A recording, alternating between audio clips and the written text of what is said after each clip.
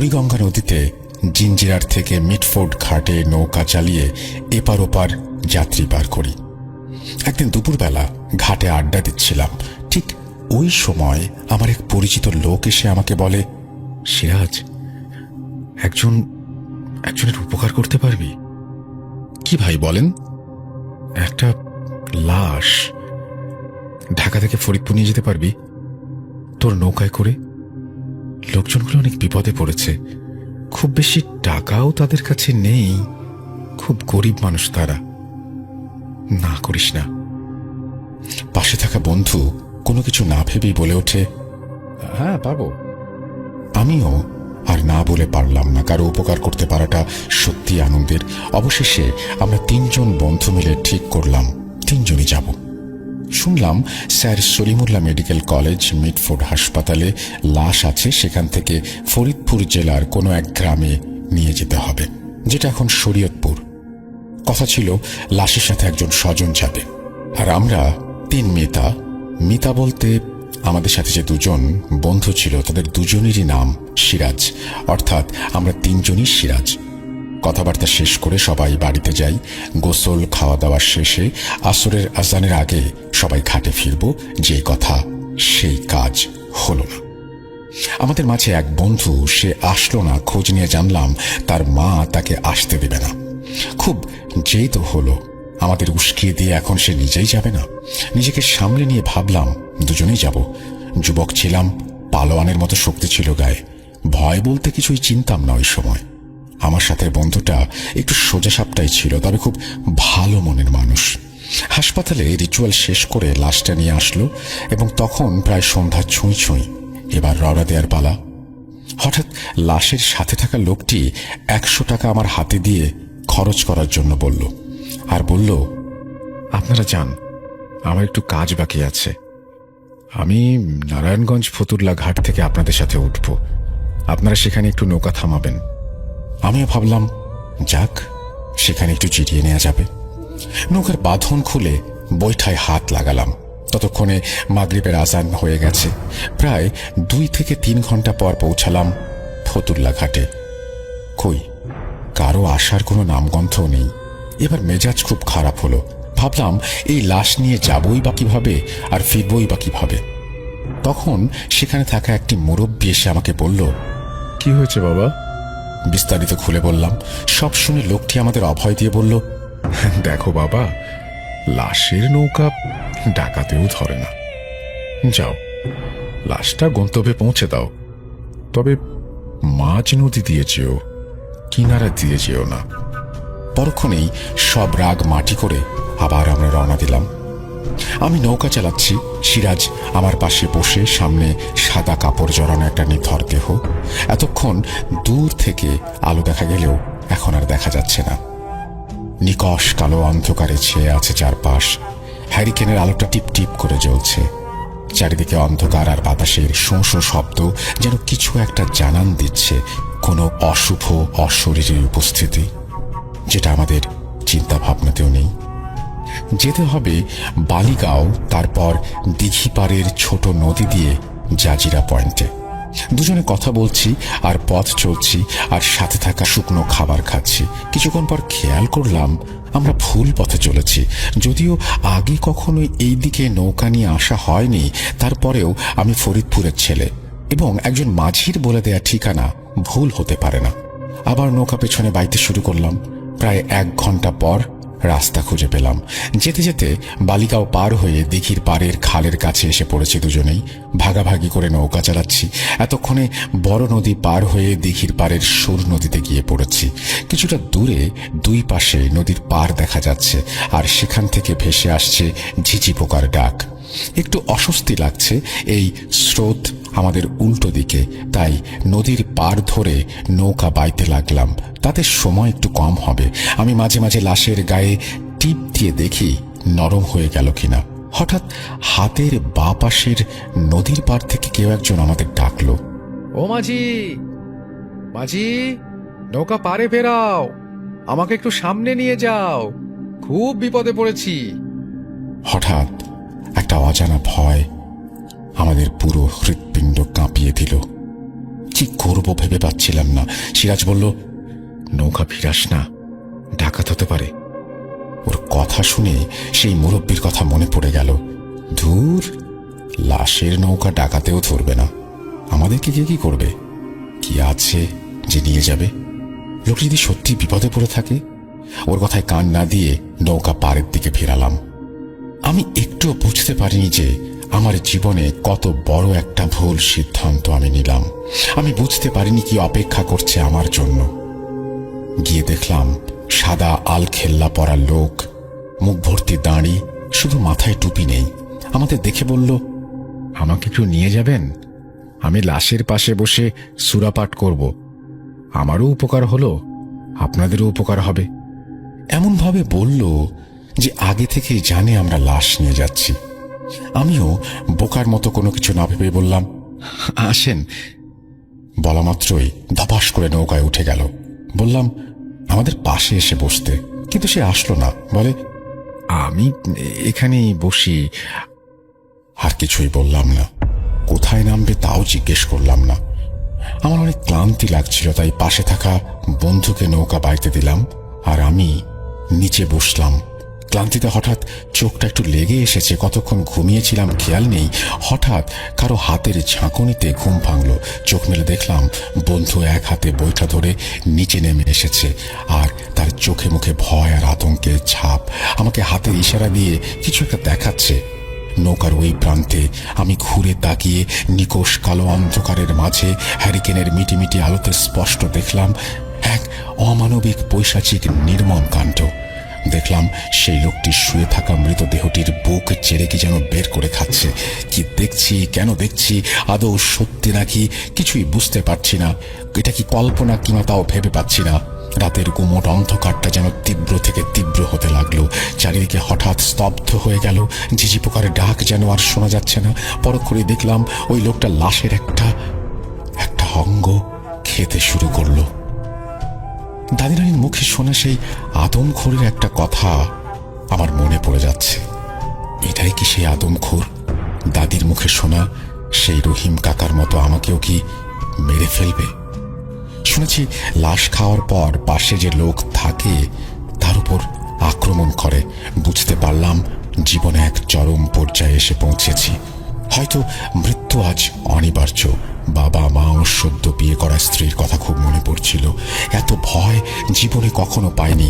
যত প্রকার সূরা জানি সব মনে মনে পড়তে লাগলাম। নিজেকে অসহায় মনে হচ্ছিল। বন্ধুর কথা নাই বা বললাম। নিজেকে কোনো রকমের সামলে নিয়ে বন্ধুকে ফিসফিস করে নৌকা পাড়ের দিকে নিয়ে যেতে বললাম।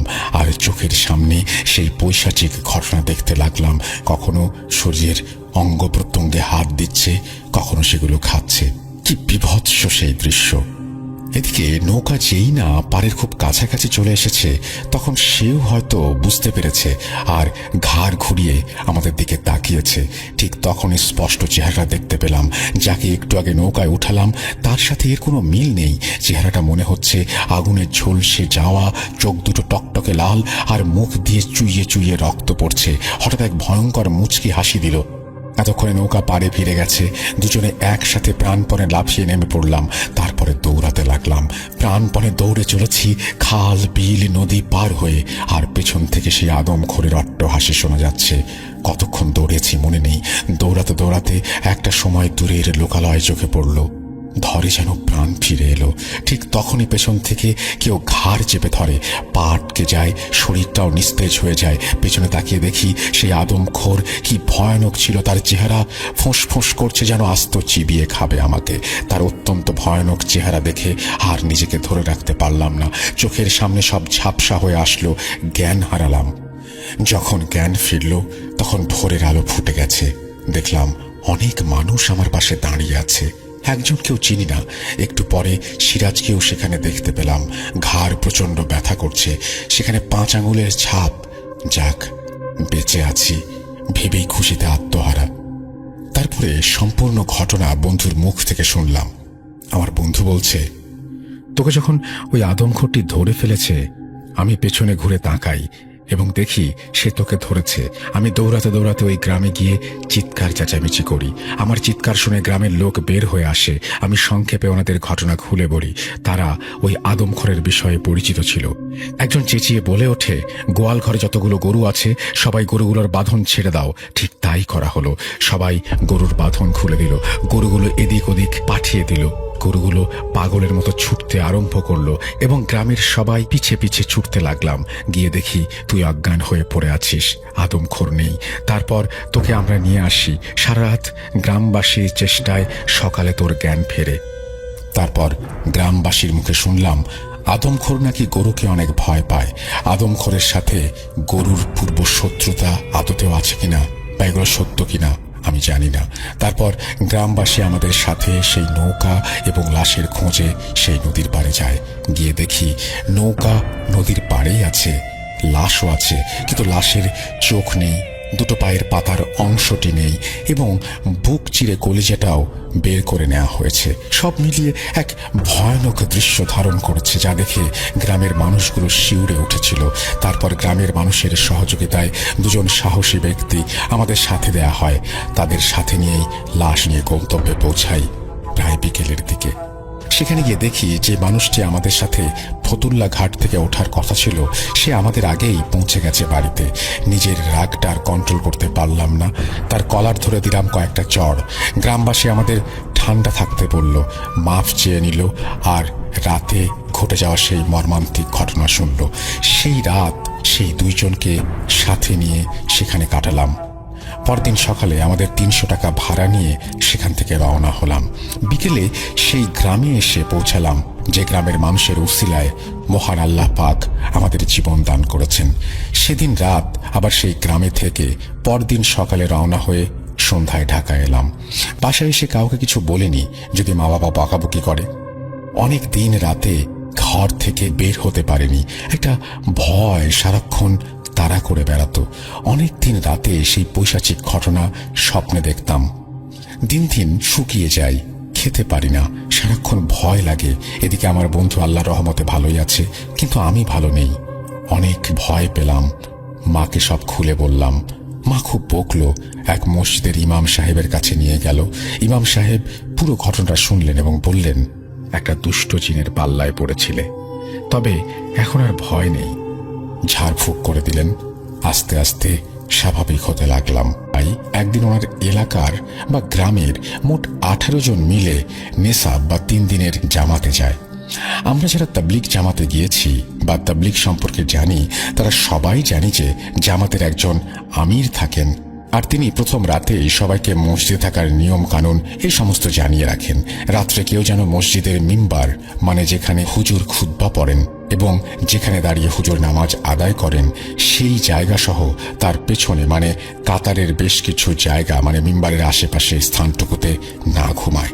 কারণ আমরা সবাই জানি রাত্রে মসজিদে জিনেরা নামাজ আদায় করতে আসে, কেউ সেখানে যদি ঘুমায় তাহলে তাদের নামাজের অসুবিধা হয় এবং সেই জন্য সেখানে থাকাও বা ঘুমানো নিষেধ। আমির সাহেব নিষেধ করতে সেদিন কি কারণে যেন ভুলে গিয়েছিলেন। জামাতের কিছু সাথী সেই মসজিদে প্রথম রাত্রে মিম্বারের পাশেই ঘুমিয়ে যায়, আর তাদের মধ্যে 2 জন ঠিক করে সেই মিম্বার বরাবর ঘুমাবে। মাঝরাতে বিকট চিৎকারে সবার ঘুম ভেঙে যায় আর সবাই বুঝতে পারে চিৎকারটা মসজিদের বাইরে থেকে আসছে। সবাই তড়িঘড়ি করে মসজিদের বাইরে গিয়ে দেখেন 2 জন মিম্বারের পাশে যে ঘুমিয়েছিল তারা মসজিদের পাশেই ঘাসের ওপর শুয়ে নিজেদের গলা ধরে মাটিতে গড়াগড়ি করছে আর চিৎকার করছে। সবাই এই বিষয় দেখে হতভম্ব হয়ে যায়, কারণ মসজিদের বারান্দায় তখনও তালা ঝুলছে। তাহলে এরা বাইরে কিভাবে গেল? আর বিষয়টা এমনও না যে তারাই তালা খুলে বাইরে গিয়েছে আবার তালা আটকে দিয়েছে, কারণ তালার চাবি মিম্বারের ওপরে রাখা। আমির সাহেবের স্পষ্ট মনে আছে রাতে ঘুমানোর আগে নিজের হাতে তালা চাবি লাগিয়ে মিম্বারের উপরে রেখে দিয়েছিলেন, যাতে রাত্রে কারো বাইরে মানে ওয়াশরুমে যাওয়ার প্রয়োজন হলে সে যেন সেখান থেকে চাবি নিয়ে তালা খুলে বাইরে যেতে পারে। যদি তারা নিজেরাই চাবি দিয়ে তালা খুলে থাকে তাহলে চাবিটা আবার জায়গা মতন রেখে দেওয়া সম্ভব না, কারণ তালাটা চাবি ছাড়া খোলা সম্ভব নয়। তো যাই হোক, ওনাদের ছটফটানি দেখে ওনারা মানে শামীম ভাই ও আমির সাহেব বাকি সবাই এসে চাবিটা এনে তালা খুলে বাইরে গিয়ে ওনাদের ভেতরে এনে পানি খাইয়ে শান্ত করেন এবং ওনাদের এমন অবস্থা কিভাবে হলো তা জিজ্ঞেস করেন। সেই 2 জন কিছুক্ষণ পরে তাদের যা বলে তা অনেকটা এমন: আমরা ঘুমিয়েছিলাম, হঠাৎ কোনো একটা লোমশ হাতের স্পর্শে ঘুম ভেঙে যায় আর বুঝতে পারি কিছু একটা, যার শরীরে অনেক বড় বড় পশম, এমন কোনো প্রাণী আমাদের হাত পা ধরে আছে। আর এতটুকু বুঝতে পারছি যে আমাদের টেনে হিঁচড়ে এখানে মানে মসজিদের বাইরে নিয়ে আসা হচ্ছে, কিন্তু সেই প্রাণী বা মানুষ এবং তাকে কি বলবো সেটা বুঝতে পারছি না। চেহারা দেখে বোঝা যাচ্ছে না। ভয়ে গলা শুকিয়ে যাচ্ছে। চিৎকার করতে যাব ঠিক তখনই গলায় পা দিয়ে আমাদের গলার শব্দ আটকে দেয়। ক্ষণিকের জন্য মনে হচ্ছিল মারা যাচ্ছি, কিন্তু মারা যাওয়ার উপক্রম যখন হয় তখন পা সরিয়ে নেয়, আর সেই সময় চিৎকার করতে সক্ষম হই। আর বাকিটা আপনারা এসেই দেখলেন। এরপর সব শুনে আমির সাহেব জানান যে মিম্বারের পাশে ঘুমানোটা উচিত হয়নি, কারণ মসজিদে রাত্রে জিনেরা নামাজ আদায় করতে আসেন। আর যেমন মানুষের মধ্যে ভালো মন্দ আছে, ঠিক তেমনি জিনদের মধ্যেও ভালো মন্দ আছে। তাই হয়তোবা কোনো রাগী বা বদমেজাজি জিন তাদের জায়গায় মানে যেখানে তারা রাতে নামাজ আদায় করেন সেখানে ঘুমাতে গিয়ে দেখে এই কাণ্ড এবং রেগে গিয়ে এই কাজটি হয়তো করেছে। পরবর্তীতে কেউ যেন এমনটা না করে সেই জন্য তিনি সবার প্রতি নির্দেশ দেন। সবাই প্রথমে ঢাকার কাকরাইল মসজিদে গিয়ে জামাতবদ্ধ হন। তারপর সেখান থেকে কাকরাইল মসজিদের মুরব্বীরা 15-20 জন কিংবা সময় সাপেক্ষে কম বা বেশি সাথে নিয়ে জামাতে বের হন। বাংলাদেশের যে কোনো প্রান্তে তারা চলে যান, 1 সালের জন্য হতে পারে, বিভিন্ন সময়ের বিভিন্ন মেয়াদে। কখনো জামাত নিজ এলাকা থেকেই আমির সাহেব সহ বের হয়ে যায় কাকরাইলের উদ্দেশ্যে, কখনো আবার এক এক থানা বা জেলার 2-1 জন করে মিলিয়ে জামাতবদ্ধ করে দেন মুরব্বীরা। আবার এমনও হয় কখনো এক এলাকার বা ইউনিয়ন থেকে 15-20 জনের জামাত বের হয়ে কাকরাইলে পৌঁছায়, কিন্তু তাদের মধ্যে কোনো আমির হওয়ার মতন যোগ্য ব্যক্তি থাকে না। সেক্ষেত্রে মুরব্বীরা ভিন্ন কোনো এলাকার একজন জানাশোনা ব্যক্তিকে তাদের সঙ্গে দিয়ে দেন। এমনি এক জামাতে ভিন্ন এলাকার একজন আমির দিয়ে 15 জনের একটি জামাত টিম বের করে দেয়া হয় বাংলাদেশের কোনো একটা এলাকায়। তাদের জামাতটা বেশ ভালোভাবেই ছিল, আদব মেনে চলছিল, কোনো প্রকার সমস্যা ছাড়াই। কিন্তু 7 দিন যাওয়ার পরে ঘটে ভিন্ন রকম এক ঘটনা। জানি না কতটা ভৌতিক বা ভয়ঙ্কর, তবে নিজেকে সেই জায়গায় রেখে ঘটনাটা উপলব্ধি করলে যে কারো বুকের স্পন্দন থেমে যাবে। 7 দিন পর আমির সাহেব সহ ওনার বাকি সব সাথীরা মিলে পরামর্শ বা মাসোয়ারা করতে বসেন মসজিদের ভেতরে মাঝামাঝি অবস্থানে। হঠাৎ কোনো একটা জিনিস আনার জন্য আমির সাহেব সেখানে থাকা এক যুবক বা সাথীকে বাইরে গিয়ে জিনিসটা আনতে বলেন, আর যুবক বা সাথী ভাইটা সেই জিনিস আনার জন্য বের হন। আমির সাহেব কি মনে করে ওনার দিকে লক্ষ্য করছিলেন। আমির সাহেব অবাক হয়ে খেয়াল করেন কয়েক সেকেন্ডের মধ্যে যুবক সাথীটা সেই জিনিস নিয়ে আবার সামনে উপস্থিত, যা একেবারে অসম্ভব, কারণ জিনিসটা যেখানে ছিল সেখান থেকে আনতে মিনিমাম 2 মিনিট লাগবে। আমির সাহেবের মনে হলো যুবকটা মসজিদ থেকে বের হয়ে বারান্দায় গিয়ে হাতটা বাড়িয়ে দিল, আর তার হাতটা যেন দূর থেকে কোনো একটা বস্তু উঠিয়ে নিয়ে আসলো। থতমত খেয়ে যুবকটা সহ বাকি সবার দিকে তাকিয়ে আছেন আমির সাহেব। ভয়ে মুখ দিয়ে কোনো কথা বের হচ্ছে না, কারণ মাত্র যে জিনিসটা তিনি দেখেছেন বা অনুভব করেছেন সেটা স্বাভাবিক মানুষের পক্ষে করা সম্ভব না। আমির সাহেবের এমন অবস্থা বাকিরাও ব্যাপারটা বুঝতে পারল, এবং সেই জামাতে থাকা অনেক বন্ধু বা সাথী আমির সাহেবকে সান্ত্বনা দিতে লাগলো। আমির সাহেব, আপনি যে বিষয়টি দেখেছেন বা বুঝতে পারছেন তা আমি উপলব্ধি করতে পেরেছি। একটা সত্য কথা আপনাকে জানানো উচিত। হয়তো আপনি আরো বেশি ভয় পাবেন, কিন্তু আমি আপনাকে আশ্বাস দিচ্ছি আপনার কোনো ক্ষতি হবে না। আসলে আপনি ছাড়া আমাদের জামাতে উপস্থিত সবাই জিন, মানে আমাদের এই 15 জনের জামাতের মধ্যে আপনি একমাত্র মানুষ। তবে আপনার ভয় পাওয়ার কোনো কারণ নেই। আমরা সবাই দিনের কাজে এসেছি, দিন শিখতে এসেছি, আল্লাহ পাকের সান্নিধ্যের জন্য এসেছি। আর আপনি আমাদের আমির। আপনি মানুষ, আমরা জিন, কিন্তু আপনি আমাদের আমির। তাই আপনার কোনো ক্ষতি বা সমস্যার কারণ আমরা হব না। আপনি অবশ্যই আমাদের কাছে উপস্থিত সবার মধ্যে সবচাইতে সম্মানিত ব্যক্তি। পরে বাকিরাও আমির সাহেবকে বোঝাতে সক্ষম হন। এরপর আমির সাহেব সবার উদ্দেশ্যে বলেন যাতে পরবর্তীতে কোনো সাথী ভাইয়ের কোনো কার্যকলাপে এমন কিছু না ঘটে যে এলাকা বা মহল্লার মুসল্লিরা সেটা বুঝতে পারে এবং তারা যদি অনুভব করতে পারে এটা জিনদের জামাত, তাহলে সবাই ভয় পাবে।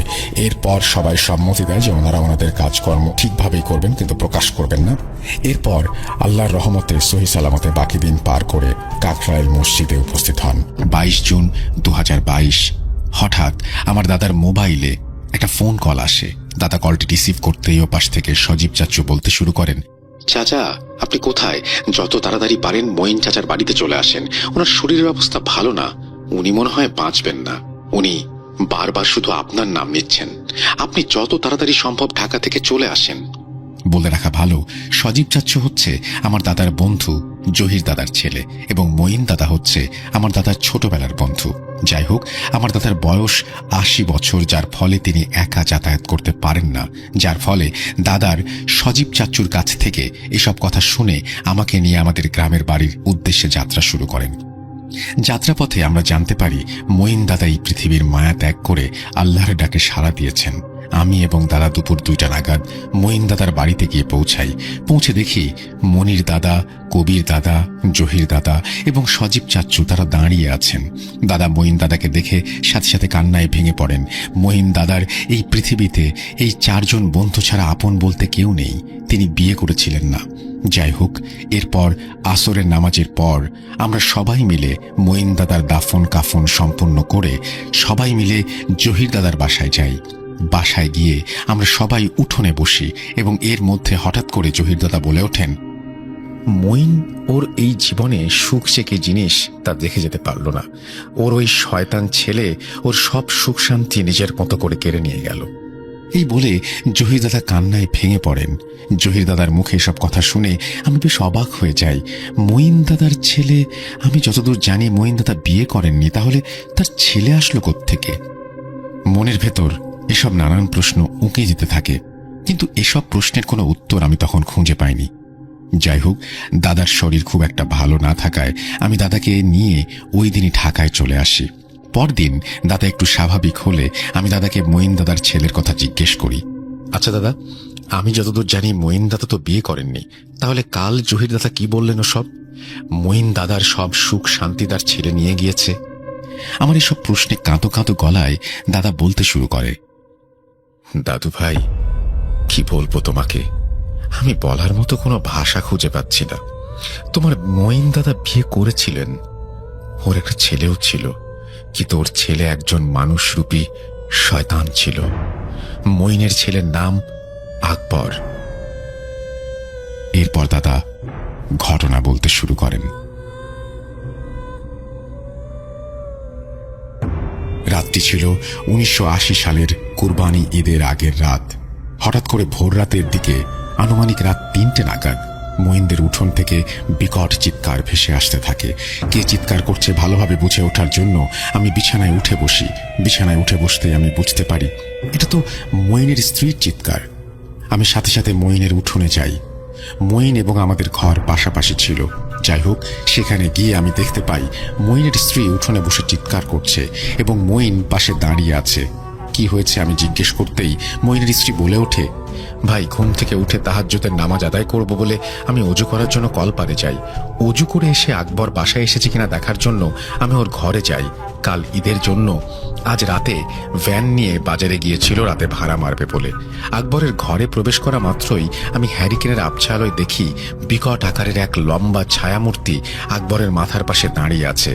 আমাকে দেখা মাত্রই ছায়ামূর্তিটি বলে ওঠে, কি তোর ছেলেকে দেখতে এসেছিস?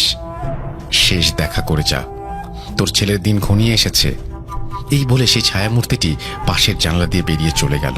তখন আমি আকবরকে অনেক ডাকছি, কিন্তু ও ঘুম থেকে উঠছে না, ও অজ্ঞানের মতো ঘুমাচ্ছে। এই বলে মঈনের স্ত্রী কান্নায় ভেঙে পড়ে। এরপর আমি এবং মঈন মিলে অনেক চেষ্টা করি আকবরের জ্ঞান ফিরিয়ে আনার জন্য, কিন্তু কোনো লাভ হয় না। কোনোভাবেই তার জ্ঞান ফিরিয়ে আনতে পারি না। ওই দিন সকালে আমি এবং মঈন মিলে ঈদের নামাজ পড়ে মসজিদের ইমাম সাহেবকে আমাদের বাসায় নিয়ে আসি এবং রাতের সব ঘটনা বলি। সব ঘটনা শুনে হুজুর আকবরের রুমে প্রবেশ করে রুকাইয়া করতে শুরু করেন, কিন্তু ওই দিনও আকবরের জ্ঞান ফিরে আসে না। হুজুর প্রায় 2 ঘন্টা চেষ্টা করেন, কিন্তু কোনো লাভ হয়নি। এরপর হুজুর কিছু পানি পড়া দেন এবং আকবরকে অজ্ঞান অবস্থায় খাওয়াতে বলেন। তিনি কাল সকালে আসবেন বলে আমাদের আশ্বস্ত করেন। কথা মতো তিনি পরদিন সকালে আবারও আসেন এবং তিনি আকবরের রুমে প্রবেশ করে আমাদের সকলকে ঘরের বাইরে অপেক্ষা করতে বলেন। প্রায় ঘন্টা 2 পর হুজুর আমাদের ঘরে আসতে বলেন। ঘরে প্রবেশ করে আমরা দেখি আকবরের জ্ঞান ফিরেছে ও কথা বলছে হুজুরের সাথে। হুজুর আকবরকে কি হয়েছিল ওর সাথে জিজ্ঞেস করে। আকবর সেদিন রাতে ওর সাথে ঘটে যাওয়া একটি ঘটনা বলতে শুরু করে। আমি সবসময় দিনের বেলাতেই ভ্যান চালাই, কিন্তু সেদিন ঈদের আগের দিন ছিল বলে আমি চিন্তা করি রাতেও ভ্যান নিয়ে ভাড়া মারব। সেই মোতাবেক আমি সহ আরো কিছু ভ্যান চালক আমরা বাজারে বসেছিলাম। হঠাৎ কিছুক্ষণ পর একটা মহিলা আসে আমার কাছে এবং বলে এখান থেকে 6 কিলোমিটার দূরে কবিরপুর নামের একটা গ্রামে পৌঁছে দিয়ে আসতে পারবো কিনা। এরপর আমি সেই মহিলাকে নিয়ে কবিরপুর গ্রামে নামিয়ে দিয়ে আসি। রাত্রি ছিল পূর্ণিমার রাত, চারিদিকে চাঁদ স্বচ্ছ আলোয় পরিষ্কার দেখা যাচ্ছিল। বিপত্তিটা বাধে কবিরপুর থেকে আসার সময় আমি হঠাৎই রাস্তার একপাশে দেখতে পাই একটা কালো কাপড় পরিহিত একজন বয়স্ক মহিলা কিছু ছাগলের বাচ্চা নিয়ে দাঁড়িয়ে আছে। এটি দেখে আমি বেশ অবাক হয়ে যাই। এত রাতে এই বয়স্ক মহিলা এখানে এতগুলো ছাগলের বাচ্চা নিয়ে দাঁড়িয়ে আছে কেন? আশেপাশে তো কোনো বাড়িঘর দেখছি না। আমাকে দেখে সে হাতের ইশারায় থামতে বলে। আমিও ভ্যান থামিয়ে দেই।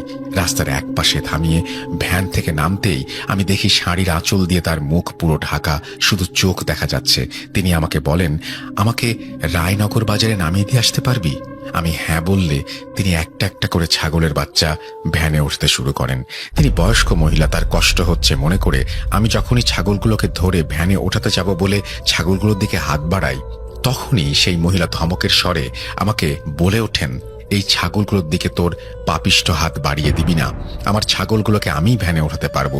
এই বলে তিনি সবগুলো ছাগলকে ভ্যানে উঠিয়ে নিজেও ভ্যানের পেছনে উঠে বসেন। আমি তার কথায় বেশ বিরক্ত হই। ভাবতে থাকি, একে তো রাতে আমি তাকে সাহায্য করছি, আর সে কিনা আমাকেই উল্টোপাল্টা কথা বলছে। এসব 7-5 ভাবতে ভাবতে আমি ভ্যান চালাতে শুরু করি। কিছুক্ষণ চালানোর পর আমি বাড়ির কাছাকাছি এসে পড়েছি। এমন সময় হঠাৎই আমি ভ্যানের পেছন থেকে কটকট শব্দ শুনতে পাই। মনে হচ্ছে কেউ হাড্ডি চাবিয়ে খাচ্ছে। বিষয়টি দেখার জন্য আমি তখনই পেছনের দিকে তাকাই এবং আমি যা দেখি তা যেন কোনো মানুষের জীবনে দ্বিতীয়বার না ঘটে। আমি দেখি সেই বয়স্ক মহিলা একটি ছাগলের বাচ্চার ঘাড় কামড়ে ধরে আছে এবং সেটা সে খাচ্ছে। আমি তার দিকে তাকিয়ে আছি দেখে সে সাথে সাথেই ছাগলের বাচ্চাটিকে আলাদা করে তার গলার ভেতর থেকে বের হওয়া রক্ত খেতে শুরু করে। এসব দেখে আমার পুরো শরীর ঠান্ডা হয়ে আসে, আমার পুরো শরীর নিস্তেজ হয়ে যায়। আমি এক চুলো সেখান থেকে নড়তে পারছিলাম না। মনে হচ্ছিল কে আমাকে সেখানে বেঁধে রেখেছে। এমন সময় হঠাৎ সেই মহিলাটি বলে ওঠে, আমিও তার সাথে অংশ নিতে চাই কিনা। এই বলে সে আমার দিকে তাকায়। আমি সহ্য করতে না পেরে ভ্যান থেকে নেমে প্রাণপণে দৌড়াতে শুরু করি বাড়ির দিকে। প্রায় মিনিট 5 পর আমি বাড়িতে পৌঁছাই। বাড়ি পৌঁছে আমি সোজা আমার ঘরে প্রবেশ করি। ঘরে প্রবেশ করা মাত্রই আমার নাকে প্রচন্ড বাজে একটা মাংস পচা গন্ধ আসতে শুরু করে। আমি দেখি অসংখ্য পচা গলা, আধ খাওয়া ছাগলের বাচ্চা আমার পুরো বিছানা জুড়ে। এসব দেখে আমি আর সহ্য করতে পারি না। এসব দেখে আমার কি হয়েছে তারপর আমার কিছু মনে নেই। এরপর আর কি হয়েছে আমার কিচ্ছু মনে নেই। ওরা তো আমার পাপের শাস্তি দিতে এসেছে আমাকে। এই বলে আকবর চুপ করে যায়। হুজুর ওকে বারবার জিজ্ঞেস করে, কি পাপ করেছো তুমি? কিন্তু আকবর হুজুরের কোনো প্রশ্নের উত্তর দেয় না, শুধু বলে, ও কিছু না, এমনি বলেছি। আমার মাথা কাজ করছে না, আমার মাথায় প্রচন্ড ব্যথা হচ্ছে। এরপর হুজুর কিছু ঝাড়ফুঁক করে পানি পরে আকবরকে খাইয়ে দিয়ে চলে যান। হুজুর চলে যাওয়ার সময় আমি হুজুরের মুখে বেশ চিন্তার ভাঁজ দেখতে পাই। কেন তা আমি বুঝতে পারি না। এরপর সবকিছু স্বাভাবিক হয়ে যায়, আর কোনো ঘটনা আকবরের সাথে ঘটে না। কি লিসেনার্স, কি ভাবছেন ঘটনা এখানেই শেষ? না, এই ঘটনা যতটা স্বাভাবিক মনে হচ্ছে ততটা স্বাভাবিক নয়। এই ঘটনাটি অন্য আরেক দিকে মোড় নিতে চলেছে। জানতে হলে শুনতে থাকুন। এক রাতে আমার কেন যেন ঘুম আসছিল না। এমন সময় হঠাৎই আমার কানে উঠোন থেকে আকবরের চিৎকার ভেসে আসতে থাকে। আমি সাথে সাথে ঘর থেকে বেরিয়ে উঠোনে যাই। গিয়ে দেখি আকবর চিৎকার করে বলছে, আমাকে বাঁচাও, আমি মরতে চাই না। ওরা আবারও এসেছে আমাকে নিয়ে যেতে, ওরা আমাকে নিয়ে যাবে, আমাকে বাঁচাও। এই সব বলতে বলতে আকবরের জ্ঞান হারিয়ে যায়। সাথে সাথেই মঈন ও তার স্ত্রী ঘর থেকে বেরিয়ে আসে। আমরা সবাই মিলে ওকে উঠিয়ে নিয়ে যাই ঘরে। আবারও আগের মতোই ওর জ্ঞান ফিরে আসছিল না। পরদিন সকালে ওর জ্ঞান ফিরে আসে। এরপর আমি এবং মঈন মিলে আবারও হুজুরকে বাড়িতে নিয়ে আসি। হুজুর আকবরের ঘরে প্রবেশ করে এক গ্লাস পানি পড়া দিয়ে আকবরের শরীরে ছিটিয়ে দেয়। এরপর হুজুর আকবরকে জিজ্ঞেস করে কি হয়েছিল রাতে। আকবর হুজুরকে বলে, আমি কাল রাতে এসে খেতে পানি সেচ দেওয়ার জন্য বাড়ি থেকে বের হয়েছি। এক হাতে হ্যারিকেন নিয়ে 1 পা 2 পা করে আমি ক্ষেতের আইল ধরে ক্ষেতের দিকে এগিয়ে যেতে থাকি। এমন সময় হঠাৎই কে যেন আমার নাম ধরে পেছন থেকে ডাক দেয়। কে ডাক দিয়েছে সেটি দেখার জন্য আমি যখন পেছনে তাকাই, আমি হ্যারিকেনের আবছালোয় দেখতে পাই 7 ফুট উচ্চতার কেউ একজন দাঁড়িয়ে আছে, ঠিক আমার 5-6 হাত দূরে। তার পুরো শরীর কালো চাদর দিয়ে ঢাকা। আমাকে পেছনে ঘুরে তাকাতে দেখে সে নিজের শরীর থেকে সম্পূর্ণ চাদর সরিয়ে ফেলে এবং তারপর আমি যা দেখতে পাই তা আমি কোনোদিন দেখতে চাই না। আমি দেখি সেটি কোনো মানুষ নয়। সেই জিনিসটির পুরো শরীর কালো লোমে ঘেরা, সেই জিনিসটির মাথা নেই। দেখে মনে হচ্ছিল কিছুক্ষণ আগে কেউ হ্যাঁচকা টান দিয়ে সেই জিনিসটির মাথা গলা থেকে আলাদা করে ফেলেছে। সেই জিনিসটি আমাকে উদ্দেশ্য করে কিছু একটা বলে ওঠে এবং সে জানায় আমার নাকি মৃত্যু ঘনিয়ে আসছে। এই বলে সেই জিনিসটি এক নিমেষে আমার চোখের সামনে থেকে বাতাসে মিলিয়ে যায়। এরপর আমি এক দৌড়ে ঘরে চলে আসি। বাড়িতে আসার পর আমার আর কিছু মনে নেই। এই বলে আকবর একদম চুপ হয়ে যায়। এরপর হুজুর ওকে অনেকবার জিজ্ঞেস করেন, তুমি কি এমন পাপ করেছো যার জন্য এমন হচ্ছে? কিন্তু আকবর হুজুরের প্রশ্নের উত্তর দেয় না।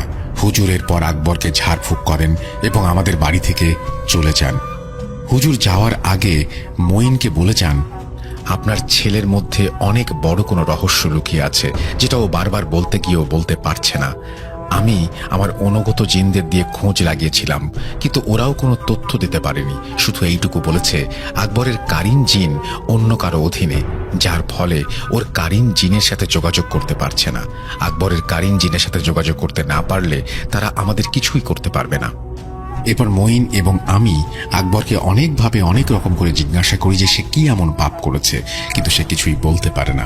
শুধু এইটুকুই বলে, আমাকে এখানে থাকতে দেন, আমি এখানে থাকতে চাই। এরপর চলে যায় বেশ কিছুদিন। একদিন হঠাৎ ফজরের নামাজের পর মঈন হন্তদন্ত হয়ে আমার ঘরে ছুটে আসে এবং বলতে শুরু করে, আকবরকে কোথাও পাওয়া যাচ্ছে না। কাল রাত থেকে আমাদের ক্ষেতে সেচ দেওয়ার জন্য সে বের হয়েছিল, এখনো বাসায় ফিরে আসেনি। আমি ক্ষেতের আশেপাশে বাড়ির চারিদিকে অনেক খুঁজলাম, কিন্তু কোথাও পেলাম না। এমন তো কোনোদিন হয়নি। আমার কেমন যেন করছে মনটা। খারাপ কিছু হলো না তো? এই বলে মঈন কান্নায় ভেঙে পড়ে। এরপর আমি এবং মঈন আকবরকে খুঁজতে বের হই। এমন সময় আমাদের গ্রামের একজন এসে বলে, কাকা, আপনাদের ক্ষেত থেকে 5-7 মিনিট দূরে হেঁটে আপনাদের কাজী পুকুরের ওখানে একটু যেতে হবে। অনেক বড় সমস্যা হয়েছে। কি হয়েছে জিজ্ঞাসা করলে সে শুধু বলে, আপনারা চলুন আগে। আমরা নিরুপায় হয়ে সেখানে যাই। গিয়ে দেখি গ্রামে বেশ কিছু মানুষ পুকুরের পাড়ে গোল হয়ে ঘিরে দাঁড়িয়ে আছে। ভিড় ভেঙে ভেতরে প্রবেশ করতে আমরা দেখি মাথাবিহীন এক নিথর দেহ মাটিতে পড়ে আছে। দেখে মনে হচ্ছিল হ্যাঁচকা টানে কেউ তার মাথাটা দেহ থেকে আলাদা করে ফেলেছে। সেই দেহটির পরনের লুঙ্গি এবং জামাটি দেখে লাশটিকে শনাক্ত করা হয়েছিল। আমরা অনেকেই আকবরের কাটা মাথাটি আশেপাশে খুঁজেছিলাম, কিন্তু কোথাও পাইনি। এরপর আমরা সবাই মিলে খুব তাড়াতাড়ি মরদেহটি মাথাবিহীন অবস্থায় কবর দিয়ে দেই। এর পর দিন আরেকটি অদ্ভুত ঘটনা ঘটে। এইসব ঘটনার 3 দিনের মাথায় মঈনের স্ত্রী ছেলে হারানোর শোক সহ্য করতে না পেরে মারা যান। এরপর থেকে মঈন হয়ে যায় এই পৃথিবীতে একদম একা। প্রিয় লিসেনার্স, কি ভাবছেন ঘটনা এখানেই শেষ? যদি এটা ভেবে থাকেন তাহলে আপনারা সম্পূর্ণ ভুল। ঘটনার মূল টুইস্ট এখনো বাকি। নিশ্চয়ই আপনাদের মনে আছে ঘটনার শুরুর দিকে বলেছিলাম মঈনের ছেলে আকবর একজন মানুষরূপী শয়তান ছিল। কেন বলেছিলাম? আকবর কি এমন পাপ করেছিল যার ফলস্বরূপ তার এমন মৃত্যু হলো? তবে কি আকবরের মৃত্যুর সাথেই এই রহস্যটিকে মাটি চাপা দেওয়া হলো? এই প্রশ্নের উত্তর জানতে হলে আরেকটু অপেক্ষা করতে হবে। আকবরের মৃত্যুর 7 দিন পর আমি এবং মঈন মিলে বাজারে বসেছিলাম। এমন সময় হঠাৎই আমাদের গ্রামের একজন এসে বলে, গতকাল আমাদের পাশের গ্রামের একজন কবিরাজ মারা গেছে। তার লাশ নাকি সেই কবিরাজের বাড়ির পাশের এক জঙ্গলে পাওয়া গেছে। তার লাশটাও ঠিক আকবরের লাশের মতোই ছিল। সেই কবিরাজের দেহও মাথা থেকে আলাদা অবস্থায় পাওয়া গেছে। এসব শুনে মঈনের অনেক মন খারাপ হয়ে যায়। এরপর আমরা বাজার থেকে উঠে বাড়ির দিকে হাঁটা দেই। হঠাৎই মাঝপথে আমাদের হুজুরের সাথে দেখা হয়, যিনি আকবরের চিকিৎসা করতে এসেছিলেন। হুজুর আমাদের দেখা মাত্রই বলেন, ভাই, আপনাদের বাড়িতেই আমি গিয়েছিলাম, কিন্তু আপনারা সেখানে ছিলেন না। আপনাদের সাথে আমার অনেক জরুরি কথা আছে। এরপর আমরা হুজুরকে আমাদের বাসায় নিয়ে যাই। ঘরে প্রবেশ করা মাত্রই হুজুর বলতে শুরু করেন, ভাই, জানি না আপনারা আমার কথাগুলো বিশ্বাস করবেন কিনা, কিন্তু তবু আমি আপনাদের কথাগুলো বলতে চাই। আকবরের মৃত্যুর পেছনে অনেক বড় রহস্য লুকিয়ে আছে। আমি আপনাদের বলেছিলাম আমার অনুগত জিনরা আকবরের কারিন জিনের সাথে যোগাযোগ করতে পারছে না। আকবরের কারিন জিন অন্য কারো অধীনে, অন্যদিকে আকবরও কিছু বলছে না। এর জন্য আমি আকবরের কোনো সাহায্য নিতে পারছিলাম না, কিন্তু এই বিষয়টি কোনোভাবেই মেনে নিতে পারছিলাম না। আমি আকবরকে যে কোনোভাবে এই বিপদ থেকে বের করতে চেয়েছিলাম। এই জন্য আমি বারবার আমার যে ছাত্র জিন অনেক শক্তিশালী, সেই 20,000 জিনদের সর্দারের সাথে যোগাযোগ করি সেই রাতেই, এবং সে আমার ডাকে সাড়া দিচ্ছিলেন না। এরপর থেকে আমি প্রতি রাতেই তাহাজ্জুদের নামাজের পর তার সাথে যোগাযোগের চেষ্টা করি, এবং তাহাজ্জুদের নামাজ আদায় করে বসে আছি। এমনই একটা দিন হঠাৎ সেই জিনটি হাজির হয় এবং বলতে শুরু করে, হুজুর, আমাকে ক্ষমা করবেন আপনি। আমি জানি আপনি কেন অনেক দিন যাবৎ আমাকে মনে করছেন। আমি এও জানি কেন আপনি বারবার আমাকে স্মরণ করছেন। আপনি যে কারণে আমাকে স্মরণ করছেন সেই কারণটির সমাধান করতে আমি চাই না, এর জন্য আমি দুঃখিত। আপনি যার সমস্যার সমাধানের জন্য আমাকে ডেকেছেন সে একজন পাপী, সে একজন শয়তানের উপাসক। এই জন্যই আমি তার কোনো সাহায্য করতে পারবো না। এরপর আমি সেই জিনকে জিজ্ঞাসা করি, কি করেছে আকবর, কেন সে সাহায্য করতে চায় না? এরপর জিনটি বলতে শুরু করে, আপনি যার সাহায্যের জন্য আমাকে ডেকেছেন সেই আকবর একজন মেয়েকে অনেক পছন্দ করত, কিন্তু সেই মেয়েটি তাকে পছন্দ করত না। এর মাঝে সেই মেয়েটির অন্য জায়গায় বিয়ে হয়ে যায়, যার ফলে আকবর সেই মেয়েটির ওপরে ক্ষিপ্ত হয় এবং সিদ্ধান্ত নেয় সেই মেয়ের ওপরে কালো জাদু প্রয়োগ করে তাকে মেরে ফেলবে। এরপর আকবর তার সিদ্ধান্ত মোতাবেক আপনাদের পাশের গ্রামের একজন কবিরাজের কাছে যায়। কবিরাজ ছিল শয়তানের পূজারী। সেই কবিরাজ আকবরকে কাজ করে দেবে বলে তাকে আশ্বস্ত করে, কিন্তু এখানে সেই কবিরাজ একটি শর্ত দেয়। সেই কবিরাজ বলে সেই মেয়েটিকে সে এখন মারতে পারবে না। সেই মেয়েটির গর্ভে যখন বাচ্চা আসবে এবং পৃথিবীতে ভূমিষ্ঠ যেদিন হবে সেদিন সেই মেয়েটিকে, তার বাচ্চাটিকে সে কালো জাদু প্রয়োগ করে মেরে ফেলবে। সেদিন রাতেই সেই মেয়েটির মাথা এবং সেই বাচ্চাটির মাথা কবর থেকে তুলে এনে তাকে দিতে হবে। আকবর সেই কবিরাজের কথা মতো রাজি হয়। এরপর সেই কবিরাজ সেই মেয়েটিকে এবং তার বাচ্চাটিকে তার কথা মতো মেরে ফেলে কালো জাদুর মাধ্যমে, এবং আকবর কবিরাজকে দেয়া কথা মতো সেই মেয়েটির এবং তার বাচ্চাটির মাথা কবর থেকে তুলে এনে দেয়। এরপর আকবর প্রায় সময়ই সেই কবিরাজের কাছে যেত। কবিরাজ আকবরকে একদিন বলে তাকে সে নিজের শিষ্য বানাতে চায়। আকবর কবিরাজের কথা শুনে রাজি হয়ে যায়। এরপর সেই কবিরাজ আকবরকে নানা ধরনের কালো জাদুর শিক্ষা দেয়। আকবরকে নিজের খুব কাছের মানুষ বানিয়ে ফেলে। কবিরাজ আকবরকে নিজের কাছের মানুষ বানিয়ে ফেলার পেছনে কবিরাজের অনেক বড় একটি স্বার্থ লুকানো ছিল। সেটি হচ্ছে আকবর যে মেয়েটি এবং তার বাচ্চাটির মাথা কবর থেকে তুলে এনেছিল সেটি একটি ভয়াবহ এবং শক্তিশালী জিনকে ভোগ দেওয়ার মাধ্যমে সেই জিনকে হাজির করা। সেই জিনটির সাহায্যের মাধ্যমে কবিরাজ তার কিছু অসাধ্য সাধন করতে চেয়েছিল, কিন্তু সেই জিনটি কবিরাজকে সাহায্য করার বিনিময়ে 2টি মানুষের বলি চায় যারা তুলা রাশির জাতক হবে। আকবর ছিল একজন তুলা রাশির জাতক। এই জন্যই আকবরকে সেই কবিরাজ তার এতটা কাছের মানুষ বানিয়ে ফেলেছিল, যাতে সেই জিনকে সে খুশি করতে পারে এবং তাকে বলি দিতে পারে। সেই কবিরাজ সেই জিনকে আকবরের পিছনে লাগিয়ে দিয়েছিল, যার ফলে আকবরের সাথে এতদিন এত সব ঘটনা ঘটেছে। কিন্তু আকবর কবিরাজের এই সকল বিষয় ঘূর্ণাক্ষরেও জানতে পারেনি। আকবর যখন কবিরাজের কাছে গিয়েছিল, সকল ঘটনা বলেছিল, তখন কবিরাজ তাকে বলেছিল যখন কবর থেকে মাথা তুলে আনতে গিয়েছিল সেখান থেকে খারাপ কিছু জিন তার পিছু নিয়েছে, যার ফলে এসব ঘটনা ঘটছে। এরপর কবিরাজ 18 এপ্রিল আকবরকে তার কাছে আসতে বলে। সেদিন তার সমস্যার সমাধান করবে বলে তাকে আশ্বস্ত করে। 18 এপ্রিল রাত্রি ছিল অমাবস্যার রাত।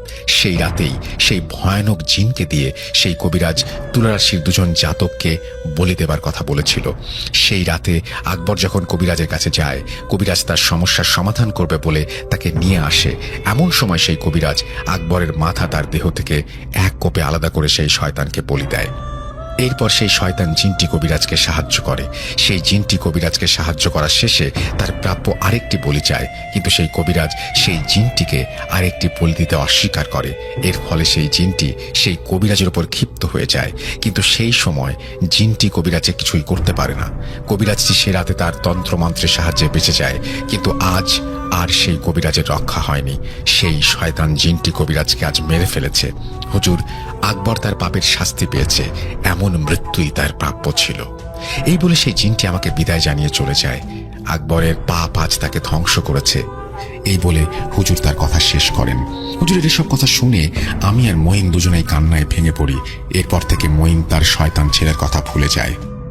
একবার কি হলো যে সকালবেলা গ্রামের লোকজন দেখলো যে ওই বট গাছের নিচে একটা পাগল টাইপের লোক বসে আছে। সে একজন মহিলা, মানে পাগলি আর কি।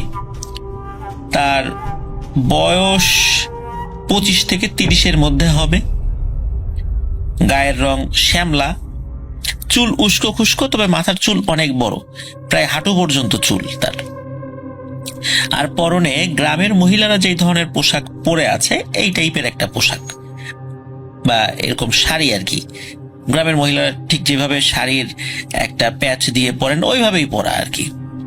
তো এটা দেখে বোঝা যাচ্ছে যে সে মেয়েটি একটি মানসিক ভারসাম্যহীন। আর সে বসে বসে এক মনে কিছু বিড়বিড় করে বলছে। বিড়বিড় করে বললেও মোটামুটি পাশ দিয়ে গেলে শোনা যায় যে সে কি বলছে। সে বলছে যে আজকে একটাকে নেব, কালকে ওই গ্রাম থেকে 3টাকে নেব, তারপর ওই গ্রাম থেকে 5টাকে নিব, আবার এই গ্রাম থেকে 2টাকে নেব, এরকম বলছে। তো পাশ দিয়ে যারা যাচ্ছিল তারা তো এই বটগাছের নিচে এরকম কাউকে আগে দেখেনি। হঠাৎ করে সকালবেলা তাকে দেখার পর থেকে তাদের মধ্যে কৌতূহল জন্মায়। তো এদের মধ্যে যারা মাঠে যাচ্ছিল কাজের জন্য, তো তারা কেউ কেউ জিজ্ঞেস করে যে এই মেয়ে তোমার বাসা কোথায়, কোন গ্রামের মেয়ে তুমি? আমাদের গ্রামের কারো মেয়ে বলে তো মনে হচ্ছে না। তখন ওই পাগলি কিন্তু কারো কোনো কথার উত্তর দেয় না। সে তার মতো আপন মনে ওই যে বলেই যাচ্ছে সেই কথাগুলো, আজ এই গ্রাম থেকে একটাকে নিব, কালকে এইটাই নিব, এবার এরকম বলে যাচ্ছে আর কি। তো ওনারা চিন্তা করেন যে হয়তো বা কোনো গ্রাম থেকে পদ চলে আসছে। আবার অনেক সময় কোনো বাড়িতে ওই মানসিক ভারসাম্যহীন লোক থাকলে বাড়িতে অশান্তি, বিভিন্ন কারণে রাতের বেলা অনেক দূরের গ্রামে অনেক সময় এই টাইপের লোকদেরকে মানুষ রেখে আসতো। তো মনে করেছে হয়তোবা কোনো বাড়িতে ছিল, বাড়ির লোকজন তাকে পালতে পারেনি বা তার আচার আচরণে বিরক্ত বা বিভিন্ন সমস্যার কারণে হয়তোবা গভীর রাত্রে আমাদের গ্রামে রেখে গেছে। তো তারা তাদের মতো কাজে চলে যায়। এটা নিয়ে আসলে খুব একটা বেশি তাদের মাথা ঘামাতে হয়নি, কারণ হলো ওই পাগলি কাউকে বিরক্ত করতো না, কারো বাড়িতে খাবারও চাইতে যাইতো না। কেউ খাবার যে তাকে যে সাধবে যে খাবার খাওয়ার জন্য, কারণ সে কখনোই কারো কাছে খাবার চায়নি, কোনো বাড়িতে যায়ও নাই, এই জন্য মানুষকে সে বিরক্ত করতো না। আর মানুষের মনেও তার বিষয়ে খুব একটা আগ্রহেরও সৃষ্টি হতো না, বিরক্তও সৃষ্টি হতো না, মানে বিরক্তির উদ্রেকও হতো না, কারণ সে কাউকে বিরক্ত করতো না। এই জন্য ওই পাগলি পাগলির মতো আছে, গ্রামের লোকজন গ্রামের লোকজনের মতো আছে। তবে একটা বিষয় দেখা যেত যে সকালবেলা পাগলিকে দেখা গেছে, দুপুরবেলা দেখা যায় না, অথবা সকালবেলা দেখা যায় না, দুপুরবেলা আছে, আবার বেলা নাই। আবার গভীর রাতের বেলা ওদিক দিয়ে যদি কেউ আসে দেখে ওই পাগলি বট গাছের নিচে ঝিমুচ্ছে। তো সবসময় যে দেখা যেত তা না, মাঝে মাঝে কোথাও চলে যেত। তখন গ্রামের লোকজন চিন্তা করেছে হয়তোবা তারও তো ক্ষুধা লাগে, ক্ষুধা লাগলে আমাদের গ্রামের কারোর কাছে খাবার চায় না, পাশের গ্রামে ঘুরতে যায়, সেখানে হয়তোবা খাবার চায়, সেখান থেকে খেয়ে আসে। তো এই বিষয়টাও আসলে অস্বাভাবিকভাবে কেউই নেয়নি। তো এইভাবে চলছিল প্রায় 2 থেকে 3 সপ্তাহ এভাবে চলে যায়। এক রাতে এক অদ্ভুত ঘটনা ঘটে। ওই গ্রামের একজন ব্যক্তি, তার নাম জানা যায় না, তো উনি কোনো কারণে বেশ রাত করে বাড়িতে ফিরছিলেন। তো যখন রাত করে ফিরছিলেন, ওই রাত ছিল একদম ভরা পূর্ণিমার রাত। তো উনি যখন ওই বটগাছের কাছে আসছেন, বটগাছ থেকে একটু দূরে, মানে খুব যে দূরে তাও বলা যাবে না, মানে সামান্য একটু দূরে, মানে বটগাছের নিচে কি হচ্ছে না হচ্ছে সে রাস্তা থেকে স্পষ্টভাবে বুঝতে পারবে, এবং যে কেউ হেঁটে গেলে বুঝতে পারবে, মানে এত মানে নিকট দূরত্বে বটগাছ এবং রাস্তার ব্যবধান আর কি। তো বটগাছটা রাস্তা থেকে একটু নিচ দিকে, মানে ঢালুর দিকে, আর রাস্তাটা উঁচু মাটির রাস্তা। তো উনি যাচ্ছেন, তো উনি যাওয়ার সময় দেখেন যে এই পাগলি এখন আর এক মনে কিছু বলছে না, সে তার মতো করে নাকি সুরে কান্নাকাটি করছে। এবং সে দেখতে পাচ্ছে যে ওই পাগলি এবার আর সেই আগের শাড়িটা না, আগের শাড়িটা একটু কালারফুল শাড়ি ছিল বা এক কালারের শাড়ি ছিল, কিন্তু এবার সে সাদা শাড়ি পরে বসে আছে। এবং সে এমন ভাবে বসে আছে যে মানে ওই হাঁটু করে এবং দুই হাত দিয়ে হাঁটুটা জড়িয়ে ধরে রেখেছে এবং মাথা দিয়ে মানে মাথা হাঁটুর উপরে দিয়ে রেখেছে, চুলগুলো সামনের দিকে, এবং সে কান্নাকাটি করছে। পাগলিকে কিন্তু তারা এর আগেও দেখেছে, একদম ভদ্র একজন মানে পাগলি হিসাবেই তাদের কাছে পরিচিত ছিল, এবং তার চেহারা কিন্তু একদম স্বাভাবিক ছিল। স্বাভাবিক বলতে ঠিক 25 থেকে 30 বছর বয়সী মেয়েদের চেহারা যেরকম হয়, কোনো অস্বাভাবিকতা ছিল না। সে দেখতে সে সুন্দরীও ছিল না, কুৎসিত ছিল না, অ্যাজ ইউজুয়াল আর কি। তো উনি চিন্তা করে যাহারে এই মেয়েটা কথা বলে তো এখন কান্নাকাটি করছে, নিশ্চয়ই খুব ক্ষুধা লেগেছে। এখন তাকে তার মানে তার মনের মধ্যে আসলে মায়া সৃষ্টি হয়েছে যে মেয়েটা কান্নাকাটি করছে, ক্ষুধা পেয়েছে, আমার বাড়ি তো কাছেই, দেখি ও যদি খেতে চায় তাহলে আমি খাবার এনে দেব। এই চিন্তা করে সে ওই পাগলির কাছে গেছে। কাছে গিয়ে জিজ্ঞেস করছে যে এই পাগলি, মানে তার তো নাম জানতো না কেউ, আর কোনো কথার উত্তরও সে দিত না। তখন ওই পাগলি বলেই তাকে ডাকতো। তো জিজ্ঞেস করছে এই পাগলি, কান্দিস কেন? ক্ষুধা লাগছে? ক্ষুধা লাগলে আমাকে বল, আমি খাবার এনে দিই। এরকম বারবার বলছে, কিন্তু সে কোনো উত্তর দেয় না। তো কয়েকবার বলার পরে সে বিরক্ত হয়। ওই লোকটা বিরক্ত হয়ে বলে, আচ্ছা না খেলে নাই, এতবার তোরে বললাম তুই উত্তর দিলি না, আমি গেলাম। তখন ওই পাগলি হঠাৎ করে তার কান্না থামিয়ে দেয়, এবং কান্না তখন থামিয়ে দিয়েছে। ওই লোকটি কিন্তু যাওয়ার জন্য 2 কদম বেরিয়েছে, মানে আগিয়েছে আর কি বাড়ির দিকে। তখন পাগলির কান্নার শব্দ যখন থেমে যায়, তখন ওই লোকটি চিন্তা করে হয়তো পাগলি এখন তাকে কিছু বলবে। এই জন্য তিনি থামেন এবং পাগলির দিকে ঘুরে তাকান। ভরা পূর্ণিমা, গাছের নিচে যদিও পূর্ণিমার আলো কম পড়ছিল, তারপরও স্পষ্ট দেখা যাচ্ছিল। উনি পাগলির দিকে তাকিয়ে যেটা দেখতে পান, এটা দেখার জন্য তিনি মোটেও প্রস্তুত ছিলেন না। প্রচন্ড ভয় পান দেখে। উনি দেখেন যে এই যে কয়েক সপ্তাহ ধরে যে পাগলিকে উনি দেখছেন, যে চেহারায় দেখছেন, এখন আর তার সেই চেহারা নেই। তার সমস্ত শরীর, মুখমণ্ডল, হাত যতটুকু দেখা যাচ্ছে, পায়ের গোড়ালি যতটুকু দেখা যাচ্ছে, বড় বড় ফোড়া হয়েছে। মানে আমরা অনেকে এটাকে গোটা বলি। তো এই জিনিসগুলো হয়েছে, এবং তার চোখ দুটো অদ্ভুত রকমের জল করছে। কোনো মানুষের চোখ এভাবে জল করে না, এবং চেহারাটা খুবই ভয়ঙ্কর হয়ে গেছে। মানুষের চেহারার মধ্যে যদি অসংখ্য ফোড়া হয় পুরো মুখমণ্ডল, তাহলে কেমন দেখা যাবে? ঠিক তেমন দেখা যাচ্ছে। এবং এটা দেখার সাথে সাথে ওই লোকটি বলে ওঠে, ওরে বাবার এ কি দেখলাম রে, আল্লাহ গো বাঁচাও। এই বলে উনি দিয়েছে দৌড়। ওনার বাসাটা খুব বেশি দূরে ছিল না। উনি চিৎকার করতে করতে বাসায় গিয়ে হুমড়ি খেয়ে পড়েন। বাড়ির লোকজন জিজ্ঞেস করে কি হয়েছে, বলে যে এই ঘটনা, আমি তো এই যে ওই পাগলিকে এই অবস্থায় দেখেছি। তো ওনার পাশের যে ঘর বাড়ি ছিল, তারা ওনার চিৎকারে চলে এসেছে বাড়ির উঠোনে। তারা জিজ্ঞেস করে কি হয়েছে, তো উনি বলেন যে এই ঘটনা, আমি পাগলিকে এইভাবে দেখেছি। তখন কেউ কেউ বলে যে সর্বনাশ, এই পাগলির নিশ্চয়ই বসন্ত হয়েছে, আর এই বসন্ত হওয়ার কারণে ওর এই চেহারা এবং শরীরের এই অবস্থা হয়েছে। কয়েকদিন আগেও তো দেখলাম ও ঠিক ছিল, হঠাৎ করে আজকে রাত্রে তুমি কেন ওর এই অবস্থায় দেখলা? তখন গ্রামের আরো কয়েকজন বলে, ও তো এইভাবে বিভিন্ন গ্রামে চলে যায়, এই দেখা যায় এই দেখা যায় না, এদিক ওদিক ঘুরে বেড়ায়, নিশ্চয়ই অন্য গ্রাম থেকে এই ছোঁয়াচে রোগটা আমাদের গ্রামে সে নিয়ে এসেছে। এখন তো আমাদের কারো আর বাঁচবার উপায় নাই, এখন কি করা যায়? এর মধ্যে কেউ কেউ বলে ঠিক আছে সকালবেলা দেখা যায় কি করা যায়। তার মধ্যে একজন বলে ওঠে, না, সকালের অপেক্ষায় থাকা যাবে না, কারণ যদি এই রোগটি আমাদের গ্রামে ছড়িয়ে পড়ে তাহলে তো সবার জন্য বিপদ, যা করার এখনই করতে হবে, চলো সবাই মিলে যাই।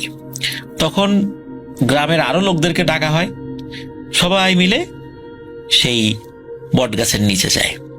বট গাছের নিচে গিয়ে দেখে সত্যি সেই পাগলি বসে আছে, কিন্তু এবার সে কাঁদছে না, সে বসে বসে গোঙাচ্ছে এবং তার এই দুই হাত দিয়ে তার মুখমণ্ডলটাকে ঢেকে রেখেছে। এবং এই যে দুই হাত দিয়ে মুখমণ্ডল ঢেকে রেখেছে, হাতে যে বড় বড় গোটা হয়েছে, মানে ফোড়া হয়েছে, বসন্ত হলে যেরকম হয় ঠিক তেমন। এদিকে লোকজন এসে ওই পাগলিকে দেখে যে সত্যি যে লোক তাকে দেখে ভয় পেয়েছিল সে ঠিকই বলেছে। এর মধ্যে একজন ওই পাগলিকে বলে ওঠে, এই পাগলি, তুই এই রোগ বাধাই নিয়ে এখানে আসছিস, এখন না আমাদের সবাইরে মারবি, যা তাড়াতাড়ি ভাগ এখান থেকে, এই গ্রাম থেকে বিদায় হ। পাগলি কোনো কথার উত্তর দেয় না।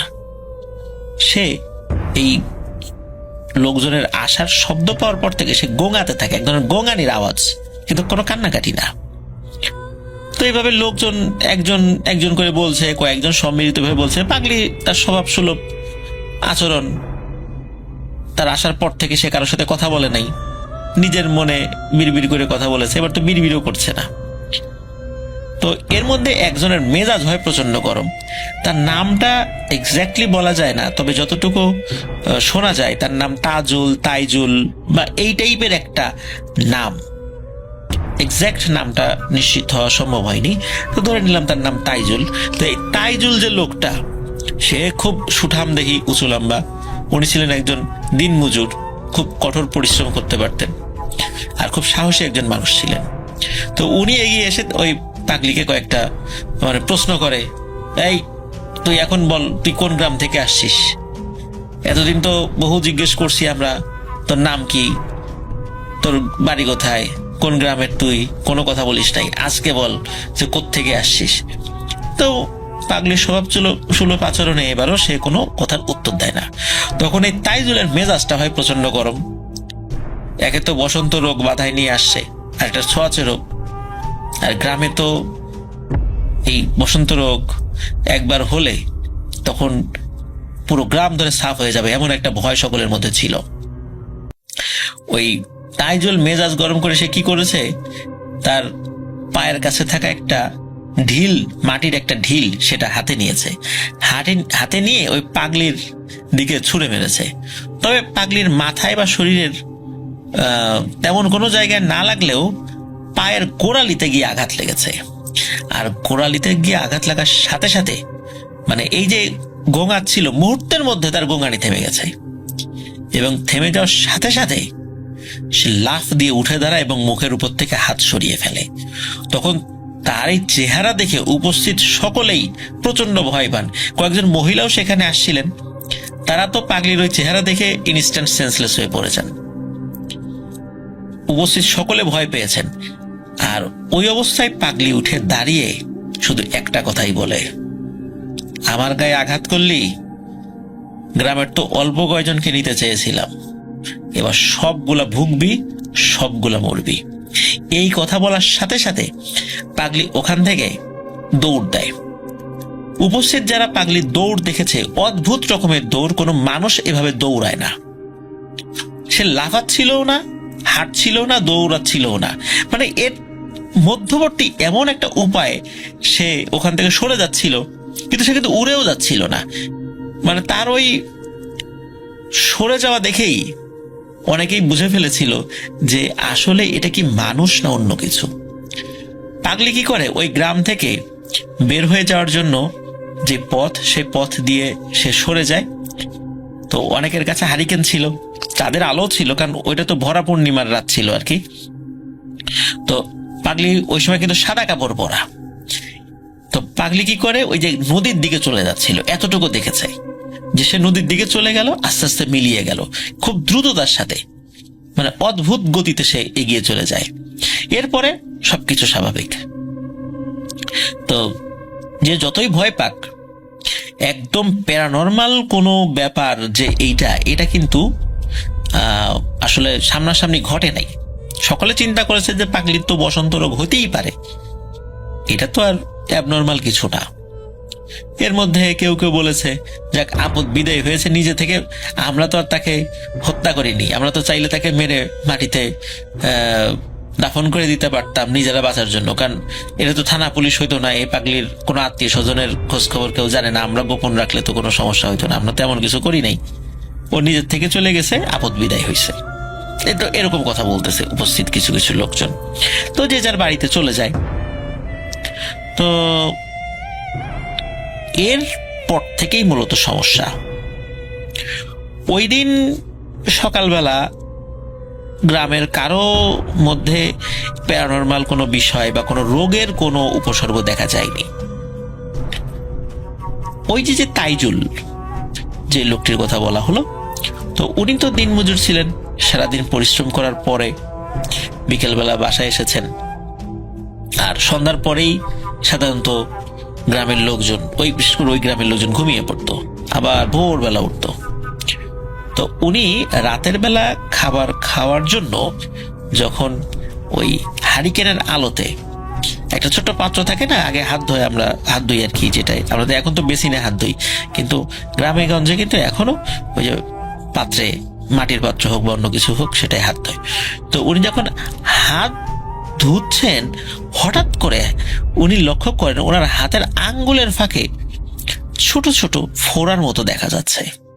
তো উনি প্রথমে ভেবেছেন যে সারাদিন তো কাজ করেছেন হাত দিয়ে, ভারী কাজ, ওই দিন আবার উনি ওই কুঠার চালিয়েছেন, মানে কুড়াল চালিয়েছেন কাঠের উপরে, এই কারণে হয়তো অনেক সময় ফোসকা পড়তে পারে। তো উনি শুরুতে বিষয়টা গুরুত্ব দেন নাই, খাওয়া দাওয়া করে শুয়ে পড়েছেন। সকালবেলা উনি দেখতে পান ওনার হাত এবং পায়ে ছোট ছোট ফোড়ার মতো দেখা যাচ্ছে। তো উনি এটা দেখার সাথে সাথে ওনার পরিবারের সদস্যদেরকে বলেন যে এই দেখো তো আমার হাত পা এগুলা কি। তো ওই তাইজুলের স্ত্রী দেখেই তো বলে যে সর্বনাশ, তোমার তো বসন্ত হয়েছে। এই কথা শোনার পরে তো তাইজুলের মাথায় আকাশ ভেঙে পড়ে। এদিকে তাইজুলের বসন্ত হয়েছে, গ্রামের লোক মানে লোকদের মুখে মুখে মানে এটা মানে রটে যায় অল্প সময়ের মধ্যে, এবং সকলে বুঝে ফেলে যে গ্রামে বসন্ত ছড়িয়ে গেছে, এবং এর প্রথম রোগী হচ্ছে তাইজুল। তখন ওই গ্রামের লোকজনের মাথায় একটা বিষয় স্ট্রাইক করে, সেটা হলো যে আচ্ছা, এত লোক বাদ দিয়ে তাইজুলেরই কেন এটা হলো? কারণ ওই পাগলিকে তাইজুল আঘাত করেছিল, এই কারণেই হয়তো তাইজুলের এটা হয়েছে। আসলে কি ওই পাগলিটা মানুষ না অন্য কিছু, এটা কিন্তু তখনও মানুষের মনের মধ্যে ঘুরপাক খাচ্ছে, নিশ্চিত না যে ওই পাগলিটা মানুষ না অন্য কিছু। ওই দিনের মধ্যেই তাইজুলের সমস্ত শরীর এই বসন্তে ভরে যায়, প্রচন্ড চিৎকার চেঁচামেচি, এবং রাতের বেলা তাইজুল মারা যায়। কোনো ধরনের কোনো চিকিৎসার সুযোগও হয়নি। আর ওই সময় বসন্তের এরকম চিকিৎসা ছিল না, যোগাযোগ ব্যবস্থা তো উন্নত ছিল না। তাইজুল মারা যায়। এরপরে গ্রামের বিভিন্ন ঘরে এই বসন্তের লক্ষণ দেখা দেয়, যার হচ্ছে আস্তে আস্তে সমস্ত শরীরে হয়ে যাচ্ছে, সে মারা যাচ্ছে। এই সমস্যা যখন শুরু হয় তখন গ্রামের লোকজন তো প্রচন্ড চিন্তিত হয়ে পড়ে, এবং হওয়াটাই স্বাভাবিক, কারণ তারা জানে এই রোগে যদি এই গ্রাম আক্রান্ত হয়, পুরো গ্রাম কিন্তু একদম সাফ হয়ে যাবে। তখন গ্রামের লোকজন পরামর্শ করে কি করা যায়, এইভাবে তো চলতে দেয়া যায় না, যেহেতু বিষয়টা সবে মাত্র শুরু, এখনই বিষয়টা থামাতে হবে। এই কারণে তারা কি করে, তাদের পরিচিত, মানে তার নাম ডাক বেশ ভালোই ছিল, বিভিন্ন ঝাড়ফুঁক, কবিরাজি চিকিৎসা, জিন সংক্রান্ত বিষয়ের চিকিৎসা, বেশ নাম করা একজন কবিরাজ ছিল তাদের 2 গ্রাম পরে। তো সেই 2 গ্রাম পরে তারা সেখানে যায়, এবং যার পরে তাকে বলে যে এই ব্যাপার। তখন ওই লোকটি বলে যে আসলে আমি এর আগে বসন্ত রোগের চিকিৎসা তো সেভাবে করিনি, এই বিষয়ে আমার জানাশোনা কম, আমি অন্য রোগের চিকিৎসা করছি, তবে আমি এটা পারবো। তার জন্য আমাকে একটা আলাদা ঘর দিতে হবে, সেই ঘরে আমার বেশ কিছু রিচুয়াল আছে, সেগুলো আমাকে করতে হবে। গ্রামের লোকজন বলে কোনো সমস্যা নেই, আপনি যেভাবে বলবেন সেভাবেই হবে। গ্রামের লোকদের দুর্বলতার সুযোগে ওই যে কবিরাজ সে বলে ওঠে যে তাকে বেশ মোটা অঙ্কের একটা টাকা দিতে হবে। গ্রামের লোকজন বলে আমরা সবাই মিলে সেটা দিব, কোনো সমস্যা নেই। কবিরাজও আসে, সেটা ট্রিটমেন্ট শুরু করে। তো 1 দিন 2 দিন 3 দিনের মাথায় সকালবেলা কবিরাজ চিৎকার চেঁচামেচি শুরু করে দিয়েছে। তো আশেপাশের লোকজন চলে আসছে, আসার পর বলে যে কি ব্যাপার, কি হয়েছে? বলে যে তোমাদের জীবন বাঁচাতে গিয়ে আমি তো এখন মরতে বসেছি। বলে কেন? বলে এই দেখো আমার হাতে বসন্ত দেখা দিচ্ছে। গ্রামের লোকজন দেখে আসলেই তো তাই।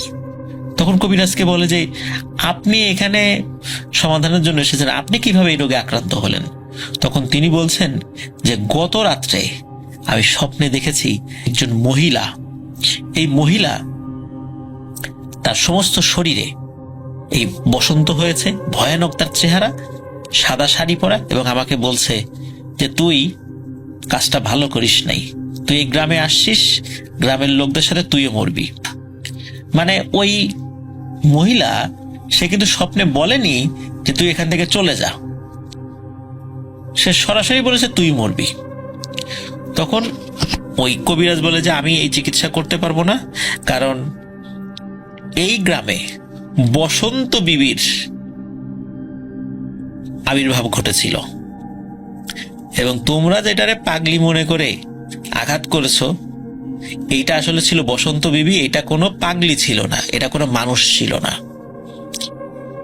আর আমি মূলত এই বিষয়ে খুবই অনভিজ্ঞ ছিলাম।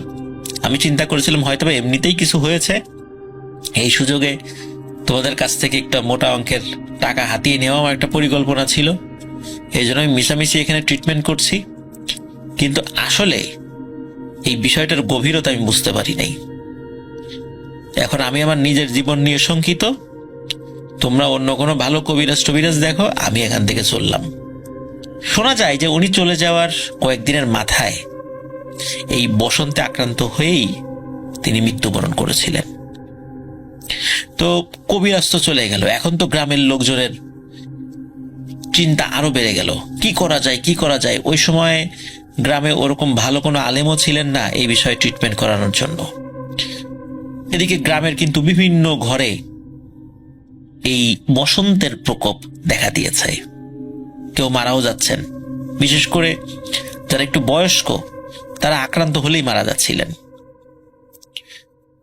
এর মধ্যে কি হয়, ওই গ্রামের একজন মাতব্বর আমরা যেটাকে বলি আর কি, বেশ প্রভাবশালী একটা পরিবার, ওনারা শুরু থেকেই বেশ আইসোলেটেড ছিলেন, তাদের বাড়িতে কাউকে আসতে দিতেন না, ওনারাও পারতপক্ষে বাইরে যেতেন না এবং নিজেরা নামাজ কালাম পড়ছিলেন, আল্লাহর কাছে সাহায্য চাইছিলেন যাতে করে কোনো সমস্যা না হয়। তো ওই বাড়ির যিনি মাতব্বর, ওনার যে ছেলে, ওনার ছেলে পরিণত বয়স্ক ছিল, তাকে বিয়েও দিয়েছিলেন, বছর 2-1 হলো। তো সেই ঘরে তার একটা নাতি জন্ম নেয়। তো ওনার যে বেটার বউ মানে ছেলের ওয়াইফ সকালবেলা তার বাচ্চার শরীরের দিকে তাকিয়ে দেখতে পান তার বাচ্চার হাতে এবং পায়ে ছোট ছোট ফুসকুড়ির মতো, মানে ছোট ফোড়া, একদম ছোট আর কি। উনি তো এটা দেখেই একদম চিৎকার চেঁচামেচি কান্নাকাটি যে আমার ছেলের বসন্ত হয়েছে। এখন পরিবারের বড় কারো হলো না, এত ছোট্ট একটা ফুটফুটে বাচ্চা, তার বয়স ছিল 6 থেকে 7 মাস। তো পরিবারের প্রথম একটা নাতি হয়েছে, পরিবারের সকলের আনন্দ ছিল, কিন্তু তার বসন্ত হয়েছে এইটা শোনার সাথে সাথে এবং দেখার সাথে সাথে সকলের মনে ভয় ঢুকে যায় এবং সকলেই শোকে কাতর হয়ে পড়েন। নিজেদের চিন্তা না, নাতির চিন্তায় তার দাদা দাদির অবস্থা শোচনীয়। এদিকে এই বাচ্চার মা তো কান্নাকাটি করছে এবং তার শ্বশুরকে বলছে যে আব্বা আপনি যেভাবেই হোক এই সমস্যার সমাধান করেন, আর একটা মানুষ যেন মারা না যায়, আর আমার ছেলে যে কোনো ভাবে যেন সুস্থ হয়, আপনি ব্যবস্থা করেন। এদিকে নিজের নাতির একমাত্র নাতি, তখনও ওনাদের পরিবারে অন্য ছেলে মেয়েদের কোনো সন্তানাদি হয়নি, ওনার বড় ছেলের ঘরের প্রথম সন্তান, এখন উনিও তো চিন্তাগ্রস্ত যে কি করা যায়, বাড়িতে তো কান্নাকাটি শুরু হয়ে গেছে। তখন উনি বলছেন যে যেভাবেই হোক এটার সমাধান আমাকে করতে হবে, দেখি কি করা যায়। আমি আজকেই চারদিকে খবর নিচ্ছি যে কোথায় ভালো একজন লোক পাওয়া যায় যিনি এই সমস্যার সমাধানে উদ্যোগী হতে পারবেন এবং এই বিষয়ে যার অভিজ্ঞতা আছে। সারাদিন খবর নেওয়া হয়। ওই গ্রামে কেউ আসতে রাজি না, যারা টুকটাক জানে কেউ আসতে রাজি না, কারণ চারদিকে উঠে গেছে ওই গ্রামে বসন্তের প্রকোপ দেখা দিয়েছে। আর ওই গ্রামে যারা সুস্থ ছিলেন অনেকেই তো তাদের আত্মীয় স্বজনের বাড়িতে চলে গিয়েছেন, তাদের মাধ্যম দিয়ে খবর উঠে গেছে যে সেই গ্রামে বসন্ত রোগ ছড়িয়ে গেছে। এখন সারাদিনে কোনো খবর আসে না।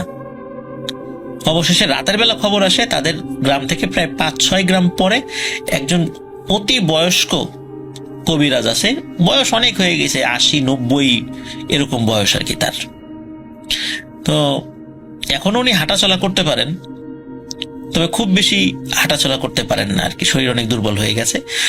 ওই লোক নাকি অনেক আগে এই টাইপের কোন চিকিৎসা করেছিলেন। এখন রাত হয়ে গেছে, গ্রামের লোকজন তো তাড়াতাড়ি ঘুমিয়ে পড়ে। এই কারণে ওই মেম্বার বা মাতব্বর যিনি, উনি সিদ্ধান্ত নেন উনি সকালবেলা যাবেন। এদিকে দিনের এই দীর্ঘ সময়ে নাতির শরীরে কিন্তু বেশ ভালোই এই বসন্ত রোগের প্রতিচ্ছবি ফুটে উঠেছে। বাড়িতে তো মানে কান্নাকাটি, বিশেষ করে ওই ছোট বাচ্চার মা, সে তো নাওয়া খাওয়া ছেড়ে দিয়েছে, কিছুক্ষণ পর পর মূর্ছা যাচ্ছে, মানে অজ্ঞান হয়ে যাচ্ছে ছেলের শোকে। ছেলে কিন্তু তখনও মারা যায়নি, কিন্তু ছেলের বসন্ত হয়েছে, এই শোকে তার অবস্থা খারাপ। এদিকে সকাল না হলে তো সেখানে যাওয়া যাচ্ছিল না। তখন সকলকে মানে বলেন যে সকাল পর্যন্ত অপেক্ষা করো, আমি অবশ্যই সকাল হলেই ইনশাল্লাহ রওনা দিব। ওই রাতে আর একটা ভয়ানক ঘটনা ঘটেছে। সেটা হলো সন্ধ্যার পরে ওই যে ওই গ্রামের পাশে যে নদী রয়েছে, ওই নদী দিয়ে একটা নৌকা আসছিল। তারা এক গ্রাম থেকে আরেক গ্রামে যাবে আর কি, মানে নদীর এপার ওপার হচ্ছে না, তারা ওই নৌকা বেয়ে তীর ঘেঁষে যাচ্ছিল। তখন ওই নৌকায় 4 থেকে 5 জন লোক ছিল, মাঝি ছাড়া। হঠাৎ করে তারা দেখতে পায় যে নদীর অপর পাশে, মানে তাদের গ্রামের পাশে না, অপর পাশে বেশ লম্বা একটা নারী অবয়ব, সাদা শাড়ি পরা, শাড়ির আঁচলটা অনেক লম্বা এবং তার চুলগুলো অনেক বড়, প্রায় হাঁটু পর্যন্ত চুল। তখন তারা দেখতে পায়, মানে ওই চাঁদের আলোতে স্পষ্টভাবে দেখতে পাচ্ছিল, ওই নারী অবয়বের সমস্ত শরীরে বড় বড় মানে ফোড়া উঠেছে, মানে এই যে বসন্ত রোগের যেই লক্ষণ আর কি। এবং সেই অবয়বটি তাদেরকে বলছে, সব মরবি, কোনো চেষ্টা করে লাভ নাই, একটাকেও বাঁচতে দিব না, আমার গায়ে আঘাত করেছিস, আমি এর শোধ নিয়েই ছাড়বো। আমি তো অল্প কয়টাকে নিতাম, তোদের সব কয়টাকে নেব। তো এইটা যে দেখেছে তারা, নৌকার মধ্যে তো তাদের মানে প্রাণবায়ু বেরিয়ে যাওয়ার জোগাড়, সবাই জোরে জোরে দোয়া কালাম পড়ছে। ওই নৌকা আগাচ্ছে, অপর পাশে ওই অবয়বটাও আগাচ্ছে। আগাতে আগাতে একটা সময় হঠাৎ করে ওই অবয়বটি মনে হলো বাতাসে মিলিয়ে গেল। তো এটা কিন্তু ওই রাত্রি তারা দেখেছিলেন, যে রাত্রে গ্রামের ওই মাতব্বরের বাড়িতে মানে উনি পরামর্শ করছেন সকালবেলা উনি যাবেন একটা জায়গায়। তো ওই রাত্রেই ওই যে যারা নৌকাতে ছিলেন, বিশেষ করে মাঝি, আর এক গ্রামে তাদেরকে নামিয়ে দিয়ে ফেরত এসে রাতের বেলায় ওই মাতব্বরকে জানান যে এ ধরনের ভয়ানক ঘটনা তিনি দেখেছেন। এতে করে মাতব্বর আরো চিন্তিত হয়ে পড়ে। ওনার কাছে মনে হচ্ছিল যে কেন রাতের বেলায় রওনা দিলেন না। সকালবেলা উনি সহ আরো কয়েকজন গ্রামের লোকজনকে সাথে নিয়ে উনি সেই গ্রামে রওনা দেন। মেঠো পথ, প্রায় ঘন্টা 2 লেগে যায় পায়ে হেঁটে সেই গ্রামে পৌঁছাতে। তো ওই গ্রামে যাওয়ার পর সেই বয়স্ক যিনি ভদ্রলোক কবিরাজ, সেই বাড়িতে তারা যান। যাওয়ার পরে যখন পরিচয় দেন তিনি অমুক গ্রামের মাতব্বর, তখন ওই বয়স্ক ভদ্রলোকও তাদেরকে খুবই সমাদর করেন। ওই মাতব্বরের সাথে যারা এসেছেন গ্রামের আতিথেয়তা বলতে যেটা বোঝায় সেটা করেন। তখন ওই বয়স্ক ভদ্রলোক যিনি কবিরাজ তিনি বলেন যে কি হয়েছে সব আমাকে বলেন, খুলে বলেন। তখন এই যে পাগড়ির আবির্ভাব থেকে শুরু করে নিয়ে গত সন্ধ্যায় বা সন্ধ্যার পরে যে এই যে নৌকার লোকদের সাথে যে একটি ঘটনা ঘটেছে সবকিছু সবিস্তরে খুলে বলা হয়। এবং বলার পর তখন ওই লোকটি বলেন যে আমি বুঝতে পেরেছি যে ঘটনাটা কি হয়েছে। মূলত ওই পাগলি না, এটি হলো বসন্ত বিবি। এটি বিভিন্ন জায়গায় এই ভাইরাসটা ছড়ায় দেয়। ও মূলত গ্রামে অল্প কিছু লোকদেরকে হত্যা করতে চেয়েছিল ভাইরাসটা ছড়িয়ে দিয়ে, কিন্তু ওর শরীরে আঘাত করার কারণে খুব ক্ষিপ্ত হয়েছে। এই জন্য গ্রামের লোকজন এই বসন্ত বিবির রোষানলে পড়েছে। এখন গ্রামের প্রত্যেকটাকে হত্যা করার পরিকল্পনা সে নিয়েছে। যাই হোক, আপনারা এসেছেন, ইনশাল্লাহ আল্লাহ চাহেন তো ভয় নাই। এই বিষয়ের ট্রিটমেন্ট আমার জানা আছে, আমি যাব। এদিকে ওনার বয়স তো অনেক হয়েছে, এটাও বলেন যে আসলে এখন তো অনেক বয়স, হাঁটা চলা করতে তার অসুবিধা হয়, যার কারণে আগের মতো শরীরের সক্ষমতা তার নেই। কতটুকু তিনি পারবেন তিনি বলতে পারেন না, তবে উনি ওনার সর্বোচ্চটা দিয়ে চেষ্টা করবেন। এদিকে উনি যে এই বসন্ত বিবির ট্রিটমেন্টের জন্য যাবেন, তার বাড়ির লোকজন আবার বাধা দেয় যে এত বয়স হয়ে গেছে, আপনি এই কঠিন কাজটা করতে পারবেন না, কারণ এই কাজটা করতে গেলে আপনার শরীরের উপরও একটা ঝুঁকি নেমে আসবে। সেই ঝুঁকিটা কি ইয়াং বয়সে যেভাবে নিতে পারতেন এখন নিতে পারবেন? এমনও তো হতে পারে যে সমস্যা সমাধানের আগেই আপনার মৃত্যু হতে পারে, তখন কি হবে? আর আপনাকে এই অবস্থা আমরা যেতে দেব না, বাড়ির কোনো সদস্য তাকে যেতে দেবে না। তখন উনি বলেন যে জীবনের একদম শেষ দিকে চলে এসেছেন, এতগুলো মানুষের জীবন কিভাবে বাঁচবে আল্লাহর রহমতে সেই বিদ্যা তার জানা আছে। উনি যদি নিজের জীবনকে তুচ্ছ করে এই কাজটি করেন তাহলে অনেক মানুষের জীবন বেঁচে যাবে। আল্লাহ যদি তার মৃত্যু লিখে রাখেন তো এইভাবেই হবে, আর না হইলে হবে না। এটা পরিবারের সদস্যদেরকে বোঝান যে সারা জীবন মানুষের উপকার করে এসেছেন, শেষ বয়সে এসে উনি উপকার করবেন না, এটা হতে পারে না। উনি আল্লাহর উপর ভরসা করে পরিবারের লোকদেরকে সান্ত্বনা দিয়ে সেই মাতুব্বর এবং তার সাথে লোকদেরকে নিয়ে বেরিয়ে পড়েন। তো ওনার চলতে খুব কষ্ট হচ্ছিল। 2 ঘন্টার পায়ে হাঁটার রাস্তা প্রায় 6 ঘন্টা লেগেছিল, কারণ উনি বিশ্রাম নিয়ে নিয়ে একটু একটু করে করে আসতেন। তার ওই রাস্তায় গাড়ি ঘোড়াও চলে না, গরুর গাড়িও নাই, মেঠো রাস্তা, চিকন রাস্তা, যার কারণে পায়ে হেঁটেই আসতে হয়েছিল সেই গ্রামে। প্রায় যখন বিকেল অবস্থা তখন এসে তারা পৌঁছান গ্রামে। পৌঁছানোর পরে তখন ওই যে মাতব্বর বাড়ি, সেই বাড়িতে উনি যান, সেখানে আতিথেয়তা গ্রহণ করেন। এবং গ্রহণ করার পর গ্রামের অনেকেই তাকে বলেছিল যে কোনো মূল্যে আপনি সমস্যার সমাধান করেন, আপনাকে অনেক অর্থ করি আমরা দিব, আমাদের সামর্থ্যে যা আছে, প্রয়োজন আমরা ভিটে মাটি বিক্রি করব, আমরা বাঁচতে চাই। বিশেষ করে গ্রামের মাতব্বর, তার তো অঢেল সম্পত্তি ছিল, তিনি অনেক টাকা দিতে চেয়েছিলেন, কিন্তু এই শেষ মুহূর্তে এসে ট্রিটমেন্ট শুরু করার আগে টাকার কথা শুনে ওই মুরব্বীর মাথা গরম হয়ে গেছে। উনি বলেন যে আমি জীবনের ঝুঁকি নিয়ে আসলাম, একটা বারের জন্য কি টাকার কথা বলেছি? আমি উপকার করার জন্য আসছি, আপনারা যেহেতু টাকার কথা বলেছেন আমি ট্রিটমেন্ট করব না। এরপরে ওনারা ভুল বুঝতে পারেন, তার কাছে ক্ষমা চান। অবশেষে উনি ট্রিটমেন্ট শুরু করার প্রক্রিয়া সকলকে জানিয়ে দেন। প্রথম প্রক্রিয়া হিসাবে সকলকে বলেন যে আপনারা এক্ষুনি একটা ফ্রেশ পান পাতা নিয়ে আসেন।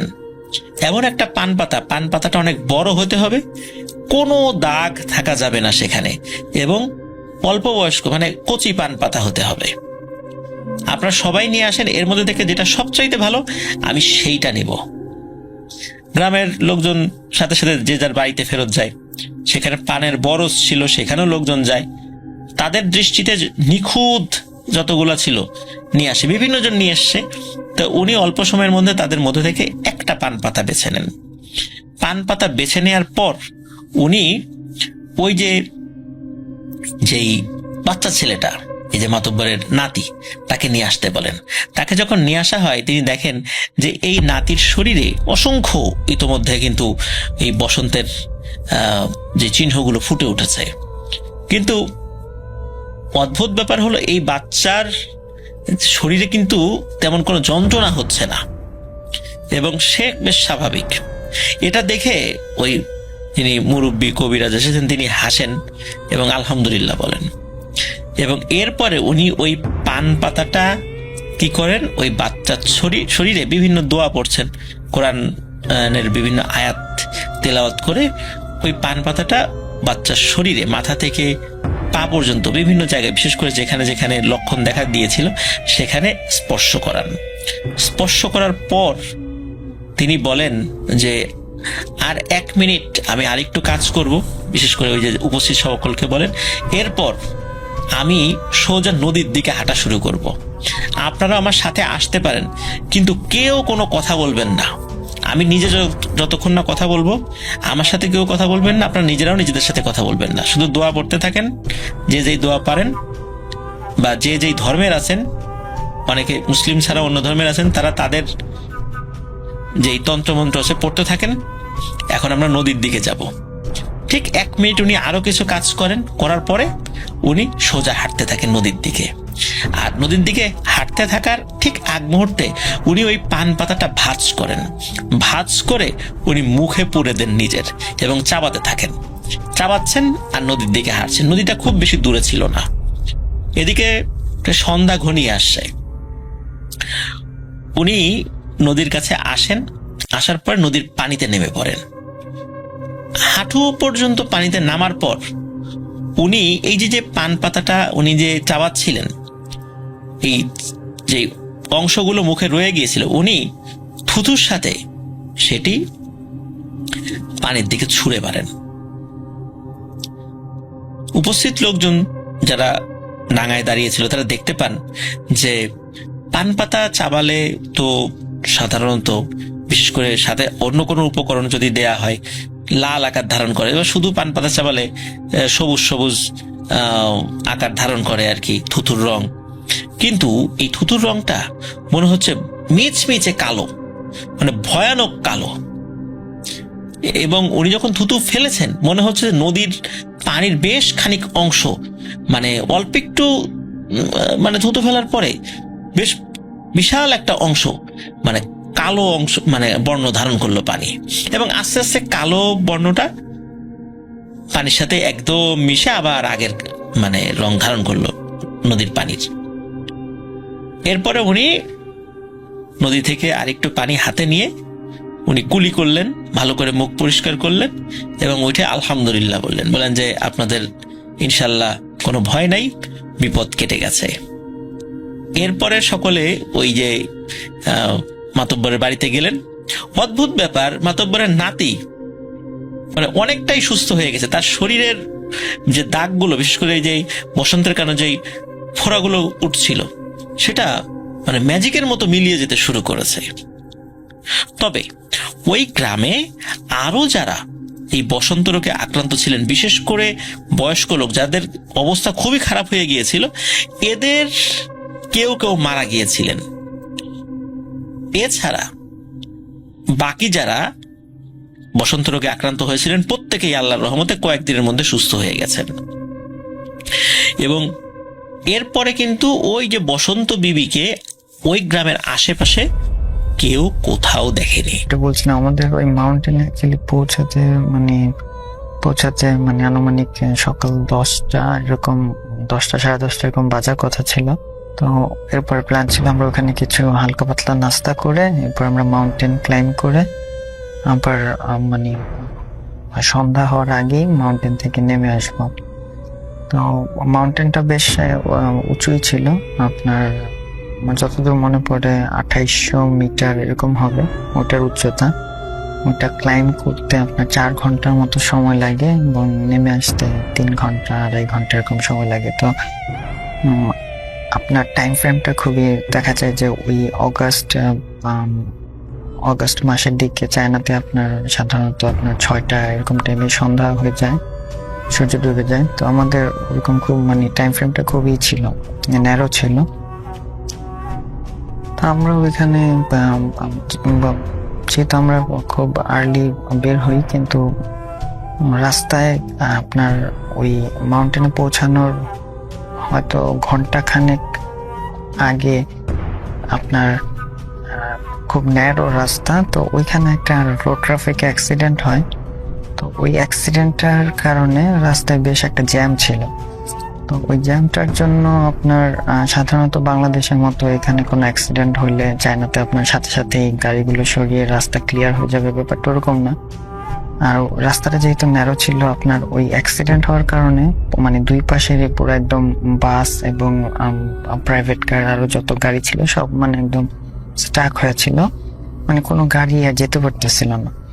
তো আপনার ওইখানে মানে প্রোটোকলটা হচ্ছে আপনার যে কোনো অ্যাক্সিডেন্ট হলে আপনার পুলিশ স্টেশনে কল করতে হয়। তো ওরা এসে আপনার হচ্ছে ওই অ্যাক্সিডেন্টটা ইনভেস্টিগেট করবে, ছবি টবি তুলবে যে কোন ড্রাইভারের ফল্ট, এরকম আর কি কেস টেস করবে, এরকম ব্যাপার ছিল। তো ওই অ্যাক্সিডেন্টটা হওয়ার এমন একটা মানে একটা রিমোট এরিয়া, যেহেতু আপনার ওইখানে অ্যাক্সিডেন্ট হয়েছে, তো ওইখানে কল করা হয়েছে, পুলিশ আসবে, এসে ওগুলা ইনভেস্টিগেট করবে, আপনার বেশ একটু সময় সাপেক্ষ ব্যাপার ছিল। তো আপনার ওই টাইমে আপনার আমাদের এই ইনসিডেন্টসটার জন্য আমাদের মানে ওই ওইখানে বেশ খানিকটা সময় আমাদের অপচয় হয়। আমাদের এখানে প্রায় 2.5 ঘন্টা 3 ঘন্টার মতো আমাদের এখানে ওয়েট করতে হয়, কারণ ওই আপনার সিটি থেকে পুলিশ এসে ব্যাপারটা দেখবে, এরকম আর কি। তো আমাদের ফাইনালি আমরা যখন ওই মাউন্টেন এরিয়াতে পৌঁছাই, একদম বেস অফ দ্য মাউন্টেন, ওইখানে আপনার কিছু ছোট ছোট মোটেল টাইপের ছিল এবং আপনার অনেক মানে যেহেতু এটা একটা টুরিস্ট স্পট, আপনার অনেক এরকম শপ টপ ছিল।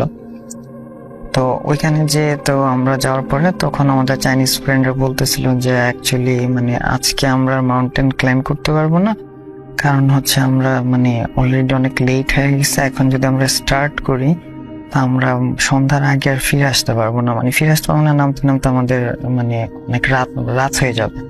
তো বুঝতেই পারছেন মাউন্টেন মানে থেকে নেমে আসা রাতে এটা একটু রিস্কি। তো এই জন্য আমরা ওই দিনের প্ল্যানটাকে একটু, আমাদের তখন প্ল্যানটা যেভাবে ছিল এরকম হয় না, তা আমরা চিন্তা করি যে তাহলে ওই দিন আমরা ওই আশেপাশে ওইখানেই ঘুরবো টুরবো, আমরা পরের দিন খুব আর্লি মর্নিং মাউন্টেন ক্লাইম্ব করবো, মাউন্টেনে যাব।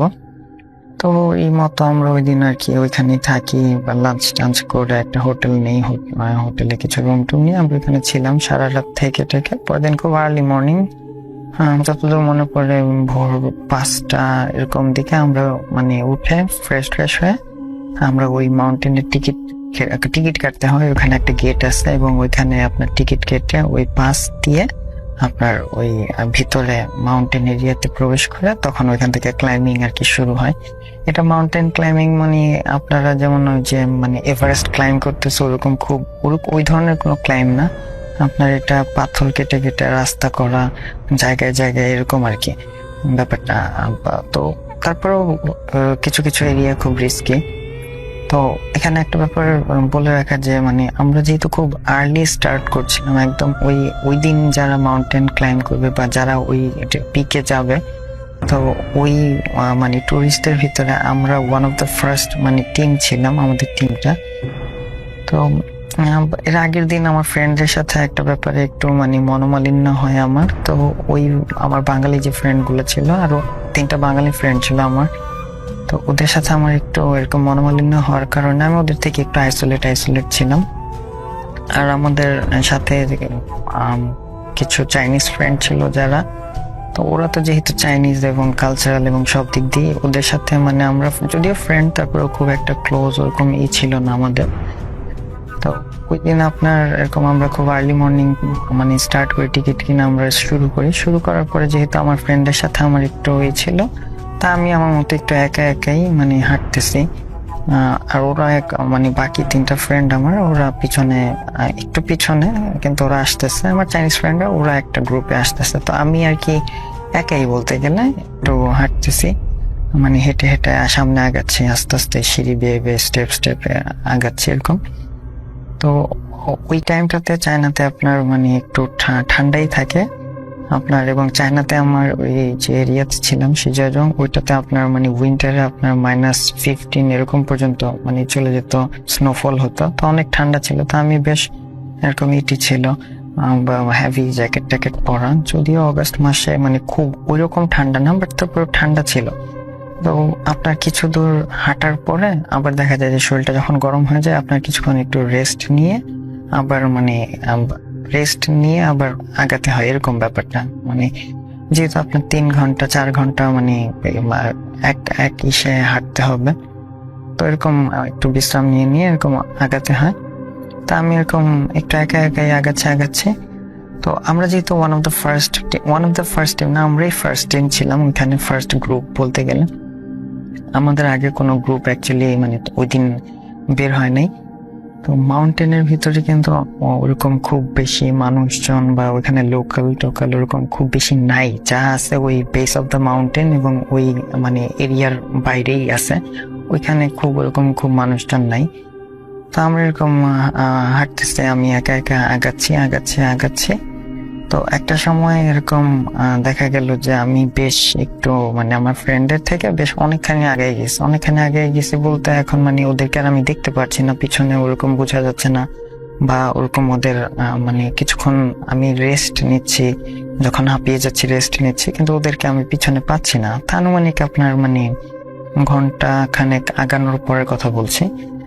তো এরকম যখন আগাতে একটা জায়গায় এরকম হঠাৎ করে দেখলাম যে আমার সামনেই দুটো আপনার মানে চাইনিজ ছেলে, ইয়াং মানে আপনার 22-23 বছর এরকম বয়সী দুটো ছেলে, ওরা হঠাৎ করে একটু মানে আমার অনেক আউট অফ নোওয়্যার ওরা মানে আমার কাছে এসে, আমি তখন বেশ মানে আমি যেহেতু একা ছিলাম, আমার সাথে কোনো মানে এই ধরনের মানে মাউন্টেন ক্লাইম্বিং এ কিন্তু আপনার সাথে পানি টানি ধরনের কিছু স্ন্যাক্স সাথে থাকে। তো আমাদের সাথে যেগুলো ছিল মোস্টলি ওই আমার ফ্রেন্ডদের কাছে ছিল পানির বোতল, আমার কাছে মানে সাথে ওরকম কিছু ছিল না। তো আপনার আমি ওই টাইমে একটু থ্রাস্টি ছিলাম। তো ওই টাইমে আমি একটু দাঁড়িয়ে মানে একটা জায়গায় একটু মানে বিশ্রামের মতো নিচ্ছি। তো ওই দুইটা চাইনিজ ছেলে ওরা এরকম এসে আমাকে মানে চাইনিজেই জিজ্ঞেস করতেছে যে কি তুমি কি পানি খাবা। তারপরে আমি মানে একটু আমার একটু লাগতেছিল যে মানে হঠাৎ করে ওরা কোথা থেকে আসলো, সেরকম আমাকে পানির কথা জিজ্ঞেস করতেছে। আর মানে ওরা বুঝলোই কিভাবে যে পানার মানে আমার তো তৃষ্ণা পাইছে। তো যাই হোক, আমি ভাবলাম যে হয়তো আমাকে দেখে খুব ক্লান্ত লাগতেছে, ওরা মনে হয় জন্য পানি অফার করতেছে। তো তারপর আমি ওদের মানে ওদের পানিটা আমি নিতে চাচ্ছিলাম না, ওরা আমাকে মানে পানি অফার করে, তা আমি পানি নিতে চাচ্ছিলাম না। তো এরপরে আপনার কিছু দূর মানে কিছু সময় পরে ওরা বলে যে ঠিক আছে চলো আমরা একসাথে সামনে আগাই, ওরা আমাকে বলে। তো পুরো কনভারসেশনটাই চাইনিজে হচ্ছে, চাইনিজরা ওরা সাধারণত মানে ইংলিশ ওরকম পারে না। তো এরকম বলে, তো আমি একটু দ্বিধায় পড়ে যাই, কারণ আমার মানে একা হাঁটতে একটু মানে কেমন যেন লাগতেছিল ওই টাইমে, কারণ আমার ফ্রেন্ডরা বেশ পিছনে পড়ে গেছে না। আমি ওদের জন্য খুব বেশি টাইম ওয়েটও করতে পারতেছি না, কারণ খুব বেশি টাইম ওয়েট করলে তখন আবার ঠান্ডা লাগে, শীত করে, আবার মানে একা হাঁটতেও ভালো লাগতেছে না। তো ওদের অফারটা পেয়ে আমি একটু দ্বিধায় পড়ে যাই যে আমি কি ওদের সাথে যাবো কি যাবো না এরকম টাইমে। তো ওরা আমার মানে ডিসিশনটা মানে আমি ওদের কি রেসপন্স করবো ওটা শোনার জন্য ওরা অপেক্ষা করতেছে এরকম।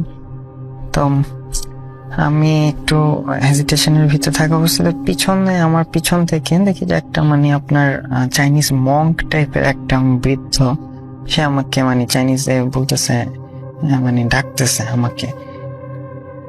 তখন আমি আবার একটু মানে হয়ে গেলাম যে এরকম ওই ভদ্রলোককে কেন ডাকে, ওই বৃদ্ধ আমাকে কেন ডাকে। তা আমি একটু কয়েক স্টেপ একটু নিচে নেমে আপনার ছোট একটা মানে টেম্পলের মতো এরকম ছিল, তো ওইখানে ওই লোকটা এরকম করতেছে। তো বলতেছে যে কি ওইদিকে কি দেখো, ওরা মানে ওদের সাথে যায় না, ওরা ভালো না, এরকম ওই লোকটা আমাকে এরকম বলে। তো বলে টলে বলার পরে তো আমি যখন ওই বৃদ্ধর সাথে কথা বলতেছি, ওই দুইটা চাইনিজ আপনার ওরা কিন্তু মানে আমার দিকে মানে তখন একটু মানে ওদের মানে এটা একটু হয়ে গেছে, মানে এতক্ষণ ওরা আমার সাথে একটু ফ্রেন্ডলি মানে বিহেভ করছে, কিন্তু তখন ওরা কেমন যেন একটু মানে মনে হলো যে একটু রাগান্বিত, এগ্রেসিভ হয়ে গেছে যে আমি ওদের অফারটা অ্যাকসেপ্ট না করে কেন বৃদ্ধর সাথে কথা বলতেছি এরকম। তো ওরা দেখি যে সামনে এরকম আগায় গেল। তো যাই হোক, এরপরে মানে ওই বৃদ্ধর সাথে কিছুক্ষণ কথা বলে আমি আবার যেহেতু ওইখানে আমি আবার সামনের দিকে আস্তে আস্তে আগানোর পরে তো কিছু দূর আগানোর পরে এখন আমি যেহেতু মানে একদম ওই টাইমে মানে আমি ফার্স্ট, আমার সামনে কেউ থাকার কথা না, শুধু ওই চাইনিজ 2টা ছেলে আসছে আমার সামনে, এছাড়া আর কেউ নাই, এটা আমি জানি। কারণ আর বাকি সবাই আমার পিছনে, আমার চাইনিজ ফ্রেন্ড, তারপর অন্য যারা টুরিস্ট সবাই পিছনে, আমার বাঙালি ফ্রেন্ড। তো আমি এরকম আস্তে আস্তে, তখন আমি একটু স্লোলি হাঁটতেছি একাই হাঁটতেছি। ওই বৃদ্ধটা ওইখানেই ছিল, তো আমি ভাবছি যে ওই মন্দিরের বৃদ্ধটা ওই মন্দিরের ওইখানে স্থানীয় কেউ মঙ্ক হবে, এরকম চায়নাতে থাকে কিছু আপনার পাহাড়ের ভিতরে ছোট ছোট এরকম আপনার অল্প কিছু এরকম লোকালয়ের মতো থাকে, কিন্তু খুব বেশি মানুষজন থাকে না। তা আমি ওই বৃদ্ধর ব্যাপারটাও খুব একটা না নিয়ে, তা আমি তখন একাই আস্তে আস্তে আবার আগাচ্ছি, আগাতে পরে অনেকক্ষণ মানে এরকম আরো 15-20 মিনিট যখন এরকম স্লোলি আগাচ্ছি, তখন আমি পিছন থেকে দেখি যে আরো মানুষজনের এরকম কথার আওয়াজ শোনা যাচ্ছে আস্তে আস্তে। তো এরপর অনেকক্ষণ ওয়েট করার মানে এরকম স্লোলি আরো কিছুক্ষণ আগানোর পরে দেখলাম যে আমার ফ্রেন্ডের তখন দেখা যাচ্ছে, তখন ফ্রেন্ডের দেখা যাচ্ছে। তো ওরা যখন আসার পরে এরকম ওদের সাথে আমি একটু মানে ওই ব্যাপারটাতে একটু একটু মানে একটু অন্যরকম একটু নার্ভাস, আমার কাছে একটু অ্যাবসার্ট লাগছে ব্যাপারটা। তা আমি ওদের সাথেই আবার ওই চাইনিজ ফ্রেন্ডের সাথে আমি আস্তে আস্তে আগাই। তো আমার চাইনিজ ফ্রেন্ড গুলোর ভিতরে মানে ওরা সবাই খুব ভালো ইংলিশ বলতো না। একটা মানে ফ্রেন্ড ছিল চার্লস, ও ভালো ইংলিশে ভালো ছিল। তো আমি ওকে জিজ্ঞেস করলাম যে চার্লস, যে এরকম সরি আমি এখানে একটু মেস আপ করে ফেলেছি। তো আমরা মানে ওদের সাথে ওই চাইনিজ ফ্রেন্ডদের সাথে আমি পুরো একদম পিকে চলে যাই, মানে যেখানে আপনার আমাদের একদম ফাইনাল পিক পাহাড়ের। তো ওইখানে উঠে আমরা কিছু ছবি টবি তুলে তো ওইখানে ওঠার পরে আমরা ওঠার পরে দেখি যে আমরা উঠছি, কিন্তু ওই 2টা ছেলেকে কিন্তু আমি আর দেখি নাই। রাসেল ভাই, ওই 2টা ছেলে আর ছিল না ওইখানে। তো আমার কাছে তখন একটু কেমন যেন লাগতেছিল, যে কারণ ও তো আমাদের ওই 2টা ছেলে আমার আগে উঠে গেল পাহাড়ে, তাহলে তো ওরা ওইখানে থাকার কথা। কারণ এটা আপনার এই পাহাড়গুলো আপনার মানে উঠা এবং নামার ওয়ে কিন্তু একটাই। ওরা যদি নেমেও যায় আমি তো ওদের দেখবো বা আমার সাথে দেখা হবে মানে ওদের ফিরতি পথে, কিন্তু ওদেরকে আর দেখি নাই। তো যাই হোক, আমার কাছে একটু মানে খটকা লাগে ব্যাপারটা। তখন আমি ওই চার্লসকে মানে যে ফ্রেন্ডের কথা বলতেছিলাম চাইনিজ, ওকে বলি যে এরকম চার্লস মানে কি বলবো, এরকম 2টা চাইনিজকে আমি দেখলাম, ওরা তো আমাদের আগে মানে আমারও আগে ছিল, কিন্তু এখন তো আর কাউকে দেখতেছি না। তো মানে এটা কেমন মানে, তারপর ও আমার দিকে কতক্ষণ একটু মানে একটা লুক দিয়ে ও তাকায় থাকে বলে কি তুমি এটা কি বলতেছ? আমি তখন বলি কেন, কি হয়েছে? বলে যে না এরকম এরকম রুমার আছে এই পাহাড়টাতে এরকম একটু দোষ আছে, এরকম এখানে নাকি এটা অনেক পুরনো, এরকম অনেক মানে এরকম অনেকে ক্লাইম্ব করতে আইসা মানে অ্যাক্সিডেন্ট হয়, এরকম পাহাড় থেকে পড়ে যায়, এরকম অনেকে হয়তো এরকম নাকি এরকম একটা মানে রুমার আছে যে এরকম মাঝে এরকম ওই ঈদ শেতে আপনার যারা ওখানে টুরিস্ট যায় ওদেরকে নাকি এরকম আইসোলেট কাউকে পেলে এরকম। আমি বাসার দিকে যাচ্ছিলাম, তখন ওদিকে মনে করেন বাজারের দিক থেকে একটা রাস্তা গেছে আমাদের বাসার দিকে। মনে করেন আমি যখন ওই জায়গায় যাই তো ওইখানে একটা মানে দোকান ছিল, দোকানে সব অনেকজন লোকজন চা ছিল, অনেক লোক ছিল এখানে। কিন্তু ওই যে রাস্তা দিকে আমি যাবো তো ওদিকে তাকিয়ে দেখি একটা মানুষে নেই, কোনো মানুষ আসছেও না যাচ্ছে না। তো আমি ভয় পাচ্ছিলাম যে আমি একলা কিভাবে যাব ওই জায়গা দিয়ে। তো অনেকক্ষণ দাঁড়িয়ে থাকার পর দেখি কেউ আসে না, তারপর আমি একাই হাঁটা শুরু করলাম। হাঁটতে এক পর্যায়ে আমি যখন বাসার কাছাকাছি আসে পড়ছি, তো তখন আমার মনে হইতেছে যেন পিছন থেকে কে যেন মানে গরমও একটা বাতাস আমার শরীরে লাগলো। তারপর আমি ভয় পেয়ে যাই, কারণ আশেপাশে কেউই ছিল না। তো কেউ ছিল না, তারপর আমি পিছনে যখন একটু সামনে যাওয়ার পর আমার অনেক ভয় লাগতেছিল। আমি যখন পিছিয়ে তাকাই, তারপর তাকিয়ে দেখি একটা বিড়াল, মানে কালো একটা বিড়াল। তারপর ওইটা দেখে আমি অনেক ভয় পেয়ে যাই। আমি দ্রুত হাঁটতে থাকি। তারপর আমি যখন বাসায় আসি, বাসায় এসে আমি কেউকে বলি না, তো বলি না। তারপর আমি ওই দিন ঘুমাই যাই, রাত্রে ঘুমাই যাই 10টা 10:30টার দিকে ঘুমাই যাই। তারপর হঠাৎ রাত্রে আমার অনেক খারাপ লাগতেছে, মনে হচ্ছে যেন কি আমার উপরে বসে রয়েছে, অনেক শরীর অনেক ভারী লাগতেছে।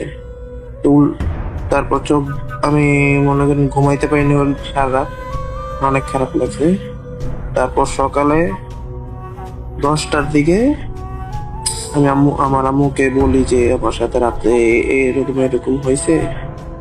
তারপর আম্মু আমাকে এক কবিরাজের কাছে নিয়ে যায়, তো উনি আমাকে একটু পানি পড়া দেয়। তারপর ওই পানি পড়া খাওয়ার পর একটা তাবিজ দেয়। তারপর ওইটা নেওয়ার পর এখন আমি সুস্থ আছি।